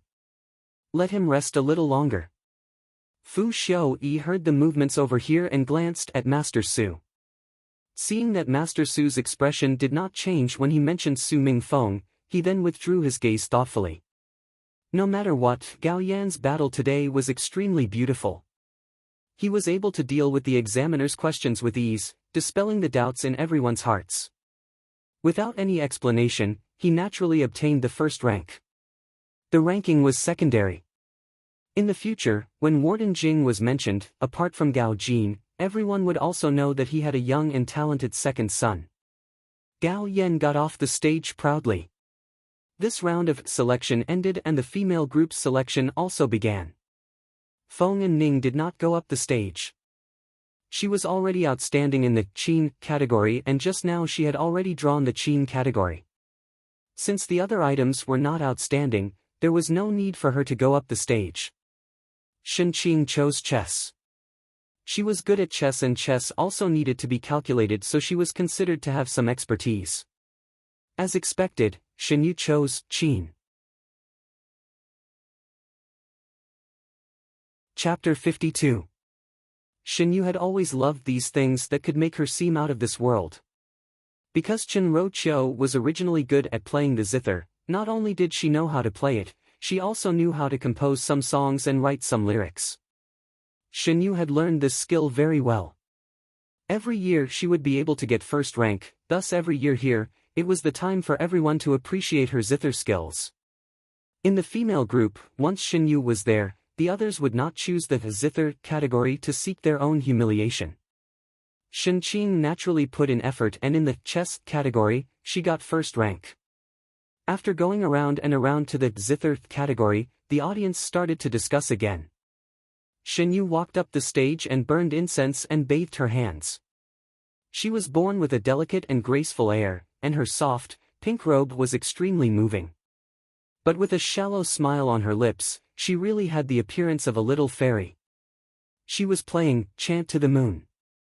Chant to the Moon was an extremely difficult song, and it was about a wanderer far away who missed his homeland and loved ones. The beginning was gentle and melancholy, followed by intense sorrow, and at the end it made one sigh. The transition from start to finish was a test of zither skills, and it was emotional. In the previous lifetime, Shen Yu was also in the limelight of this song and was unparalleled for a while. In comparison, she was even more unbearable. Now thinking about it, it seemed that every time Shen Yu's good reputation was to step on Shen Miao's embarrassment to climb up. Shen Miao looked at the young female on the stage. Shen Yu had already started. When she plucked the zither strings, it was as if the zither strings had spirituality as it spread softly in her hands. The song was ethereal and had a charm that drifted into everyone's ears. Her fingers flew on the zither strings like a butterfly shuttling through a sea of flowers. Every turn was coordinated and natural. Feng and Ning bit her lips. Even if she did not like Xinyu, she had to admit that Xinyu's zither skills were outstanding. In comparison, the song that she got first rank just now was really clumsy. That was a song of longing for one's loved ones and homeland, but it made Shen Miao's fists gradually clench. Even if one were to relive a lifetime, the dead could not be resurrected. Wan Yu and Fu Ming would not appear again. This song of Xinyu's was like a death knell of vengeance and resentment. In the ears of those who heard it, not only was there no comfort, it was filled with blood hatred. Kai Lin ran out of the banquet. He tried his best to get closer to the stage so that he could see every expression of his sweetheart. He was intoxicated by the beautiful sound of the zither, but was suddenly interrupted by the sound of someone talking. The second young lady is really unlucky. She has never been the second place, but the fifth young lady took the first place. The one who spoke was a slender maid, and Kai Lin recognized that she was Xinyu's personal maid, Xu Xiang, and involuntarily looked over. That's right. Moreover, the fifth young lady doesn't even choose. She is deliberately going against the second young lady. Another maid said. Alas, it's a pity that our second young lady has a kind heart and has been bullied by fifth young lady in private. Didn't the fifth young lady dare to treat the second young lady like this because of the first master? Second young lady is so pitiful. She had prepared for so long, but the fruit was snatched away by someone else. It would be great if someone could help the second young lady vent her anger. For example, let the fifth young lady go on stage during that selection. What nonsense are you talking about? Xu Xiang interrupted her words. Everyone knows that the fifth young lady is not proficient in the zither, chess, calligraphy and painting. Picking the fifth young lady, isn't it lowering one's own status? I think it is impossible for the female group. If the male group were to pick her, that would be helping the fifth young lady to vent her anger. The voices of the conversation gradually became softer. Kai Lin's eyes moved as he looked at Xinyu on the stage and had an idea in his heart. Chapter 53. Xinyu's song ended and everyone listened as if they were intoxicated. A female with outstanding zither skills would be loved by everyone, especially when this female's looks were not bad. At least in the male side of the banquet, not to mention that the grade 1 children were too young, there were quite a number of grade 2 and grade 3 youths that were looking over here. Even though in Guangwen Tang, Qin Qing's appearance was a level higher, but Qin Qing's temperament was arrogant, and how could it be compared to Xinyu's gentleness? This younger sister of yours plays really well. Feng and Ning reluctantly said, one do not know where did the zither master was invited from. Tomorrow I will ask mother to help me find a famous zither master to teach. It was the time when one was young and loved to be competitive. Just like when Shen Miao was just appointed as Empress, she was relaxed about everything, but Fu Xiuyi's heart was tightly controlled. As long as Fu Xiuyi was slightly good to other females, she would be extremely worried. The inner palace was the most troublesome and would privately trip others up and stab others in the back. She had the temperament to immediately get back after suffering a loss and thus offended a lot of people. Now, this temperament did not change at all, but there was no need to hurt herself. Speaking of which, second young lady of the Shen family is a rare beauty and talent. Everyone loved beauty, and Prince Zhou was also amazed by Xinyu. He only said, "It is a pity." Others might not understand what was a pity, but it was impossible for the few princes to not understand.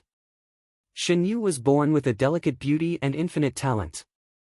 If there was such a beautiful and understanding person by one's side, perhaps it would be a great thing in the world. Unfortunately, she did not crawl out from Shen Furen's stomach and was not the daughter of the first household of the Shen family but the third household. Unfortunately, Shen Xian, who held the military power in his hands, gave birth to an idiot like Shen Miao. Even if she looked different today, how could one's impression be changed overnight? They believed that Shen Miao's propriety today was because there was someone guiding her from behind and her heart was still that idiot who did not know anything. After Gao Yen stepped down from the stage, Pei Lang's mood gradually calmed down. It was the first time in his life that he encountered such a situation. Even though he was puzzled, he tried his best to reassure himself. At this moment when she heard Prince Zhou's words, she could not help but look at the purple-clad young lady on the opposite side of the female side of the banquet. She held the chess piece and tilted her head as she pondered. It was too far and one could not see her gaze clearly, but one could feel the scrutiny and deep meaning in that gaze, just like when Shen Miao looked at him. How could such a person be an idiot? But people would not change overnight. Could it be that Shen Miao's previous stupidity was all an act? Why was that so? As smart as he was, he couldn't figure out what was going on. The female group's selection ended with Shen Yu's singing to the moon. Shen Yu naturally took the first rank, but the her today was not happy because of this but felt somewhat embarrassed. She looked at Shen Miao, but Shen Miao was engrossed in the chess game and did not look at her at all. Shen Yu knew that Shen Miao was not proficient in the zither, chess, calligraphy and painting, thus naturally she would not be able to understand that chess game. Now that she was looking at it seriously, it was only to deliberately give her face.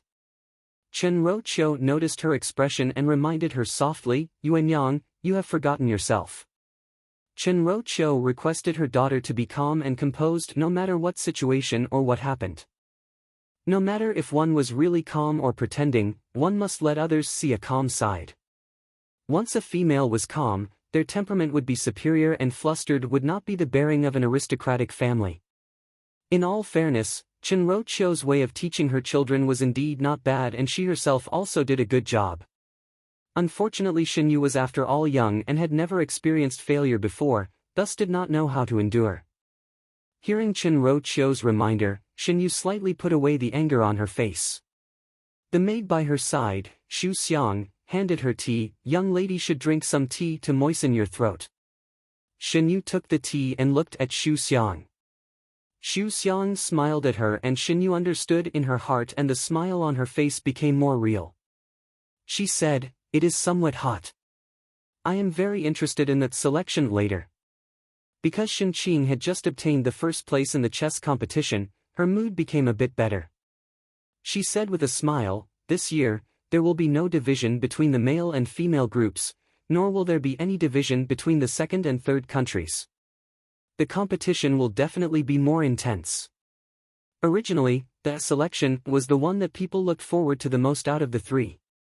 Because the drawing would not necessarily draw the best and that selection was to choose the best performance, then the selection would always happen between the two most outstanding people. That selection in the female group was not very intense because the females would always be amiable on the surface and also show that they did not care about the results and had an indifferent attitude. But males were different. Youths liked to use the method of comparison to determine victory and defeat. At this age, the desire for victory and defeat was the strongest, so that selection every year would be the most intense. This year's selection did not differentiate between male and female, second or third countries, and all the students could compete together. As long as one wanted to challenge someone, naturally one would be able to compete with that person. But even though it was said like this, there would not be any challenges between males and females. As expected, there was no one challenging the literary category this year and the highlight naturally fell on the martial category. This almost cut off the possibility of females participating. Even though there was no lack of daughters from military families who knew martial arts, but females as compared to males, their strength was much worse and naturally it was impossible for them to succeed. At the males' banquet, Kai Lin was the first to stand up and walk up to the stage. The examiner asked him what was the challenge and he pointed to the bamboo stick for archery and said, "Archery." Everyone understood. Kai Lin, this little tyrant, did not know anything about the literary category, but he was considered outstanding in the martial category, among which archery was the most outstanding. Naturally, his archery was top-notch and he had obtained the first rank in archery in last year's academy examinations. Who was the one that he wanted to challenge today? Looking at the entire audience, there was no one that was more outstanding than him in archery. Kai Lin raised his neck and suddenly stretched out his hand and pointed at the female side of the banquet. When everyone saw that he was pointing at the female side of the banquet and not the male side of the banquet, they were surprised, and when they saw who he was pointing at, they opened their mouths in astonishment and even stopped their discussions. He deliberately said loudly, "I want to challenge her, Shen Miao." That purple-clad young female who was immersed in the chess game raised her head and looked at the person on the stage with clear and sharp eyes. Her expression did not fluctuate and her actions did not make any mistakes, as if this earth-shattering sentence was just a casual greeting, and she did not even bother to reply. Chen Roqiu frowned. She wholeheartedly taught Shen Yu, but Shen Miao seemed to have learnt to remain calm. In a distant pavilion, the handsome youth who was leisurely drinking tea sprayed out a mouthful of tea, and a trace of surprise appeared on his frivolous expression. "Is the Kai family's boy crazy?" Shen Miao stood up. In the chess game on the table, there was a black chess piece that crossed the boundary and was heading towards her. The first pawn was dispatched. She picked up the white chess piece and swallowed the black chess piece before throwing it into the chess basket. "Receive," she said. Chapter 54. The autumn wind was always refreshing and elegant, but at this moment, because of the tense atmosphere, it seemed that even the fragrance of the flowers had become strong. Shen Yu covered her mouth and said with some surprise, "This fifth younger sister is a female. Why would anyone pick this?" "Correct." Chen Roqiu also said worriedly, "Fifth mother, do not force yourself. Even though eldest Bo is a general, you do not know these." Chen Roqiu's words were very clever. She said that Shen Xian was a general, but as a daughter, Shen Miao did not know how to shoot. It was fine if she was not proficient in martial arts, but because females did not like to wield swords and spears, this reason was also reasonable. But not proficient in martial arts and not proficient in literature, this was really bad. But everyone knew that Shen Miao did not know anything about the four arts, and now she had to say that she was not proficient in martial arts, which meant that Shen Miao had no good points, and even Shen Xian's household was belittled. "But the rules of this competition can't be changed," Chen Qing said with an anxious expression on her face. However, no matter how one listened to her tone, it was obvious that she was taking pleasure in other people's misfortune. "Once you are chosen as an opponent, you will have to complete the competition regardless of which category you belong to. But everyone would pick outstanding people to compete with. Could it be that fifth younger sister still have a trick up her sleeves? Otherwise, why would Kai Lin pick you?" Her words were somewhat ear-piercing. But Ren Wanyun did not stop her and only smiled. "Eldest sister, what nonsense are you talking about? How would fifth mother know how to wield swords and spears? Fifth mother, if you do not want to go on stage to compete, second Shen will personally speak to the examiners. You are still young, and on account of eldest Bo's face, they will not make things difficult for you." Even though Ren Wanyun's words sounded as if she was helping her out of trouble, but upon careful thought, it was not the case. After all, no one had made an exception on the academy examination stage for many years. Now that Shen Miao had set a precedent, one could not predict how the commoners of the Ding capital would talk about it. Moreover, if Shen Xian's name was brought out, there would be people who would say that Shen Xian relied on his merits to exercise his privileges. After all, one's status brought about benefits, but there were also many disadvantages. And she would never allow anyone to say the word "no" to Shen Xian. "Many thanks, second Shen." "No need." She stood up from the female side of the banquet and slowly walked towards the stage. The field gradually quietened down. Only the girl's voice could be heard clearly, and it caused quite a stir in the field. "I accept this battle." Kai Lin's gaze flickered. He did this just to vent Shen Yu's anger. In the martial arts category, it was the first time a man challenged a woman to a competition. But he was used to being a scoundrel, and it was nothing more than being lectured by his own parents when he returned. But thinking of being able to vent Shen Yu's anger, Kai Lin was happy from the bottom of his heart. He thought that if Shen Miao did not dare to accept this challenge, he would ruthlessly ridicule Shen Miao. Unexpectedly, Shen Miao actually accepted the challenge. Not only that, but she also welcomed it calmly. Kai Lin had a strange feeling as he watched the purple-robed figure slowly walk onto the stage. It was as if she was not afraid at all. But how was this possible? Whether Shen Miao knew archery or not, he was clearer than anyone else. Those who had never practiced martial arts naturally knew nothing about it. Shen Miao might not even know how to hold the bow. Facing something that she was not good at and had never tried before, no one would not panic. She was actually able to act to such an extent? Kai Lin was deep in thought when he suddenly felt a gaze looking at him. He turned his head and met with Shen Yu's gaze from the female side of the banquet. When Shen Yu saw him looking over, she became shy and lowered her head. Kai Lin's heart swayed from the gaze. Every young man had a dream of being a hero saving a beauty. Now in Kai Lin's eyes, he was the hero that stood up for the beauty, and as for Shen Miao, she was the vicious and ugly villain. Chapter 55. No matter if she accepted the challenge or not, he would definitely make Shen Miao lose her face and put her in a sorry state under everyone's eyes. He wanted her to not dare to run rampant in front of Shen Yu. Generally speaking, the challenge segment was set by the challenger, and one would challenge in whatever way one wanted, and the one who was challenged could only accept the challenge. Because no one knew what would happen next, this round of the year was always the most attractive. Shen Miao walked up to the stage. The academy examiner, who was the lead actor, was also in a difficult position. Shen Miao was after all a delicate young lady, and it was acceptable for a female to challenge a male in the literary category, but it had to be a military category. One fear that Kai Lin deliberately wanted her to make a fool of herself. Today's show is very good. Prince Zhou clapped his hands and seemed to be very interested. One fear that the reputation of the first household of the Shen family will fall by 1,000 feet. Prince Jing shook his head and sighed. General Shen gained a good reputation from the battlefield, but this daughter is not living up to expectations. He thought in his heart that not only was she not living up to expectations, she was really stupid.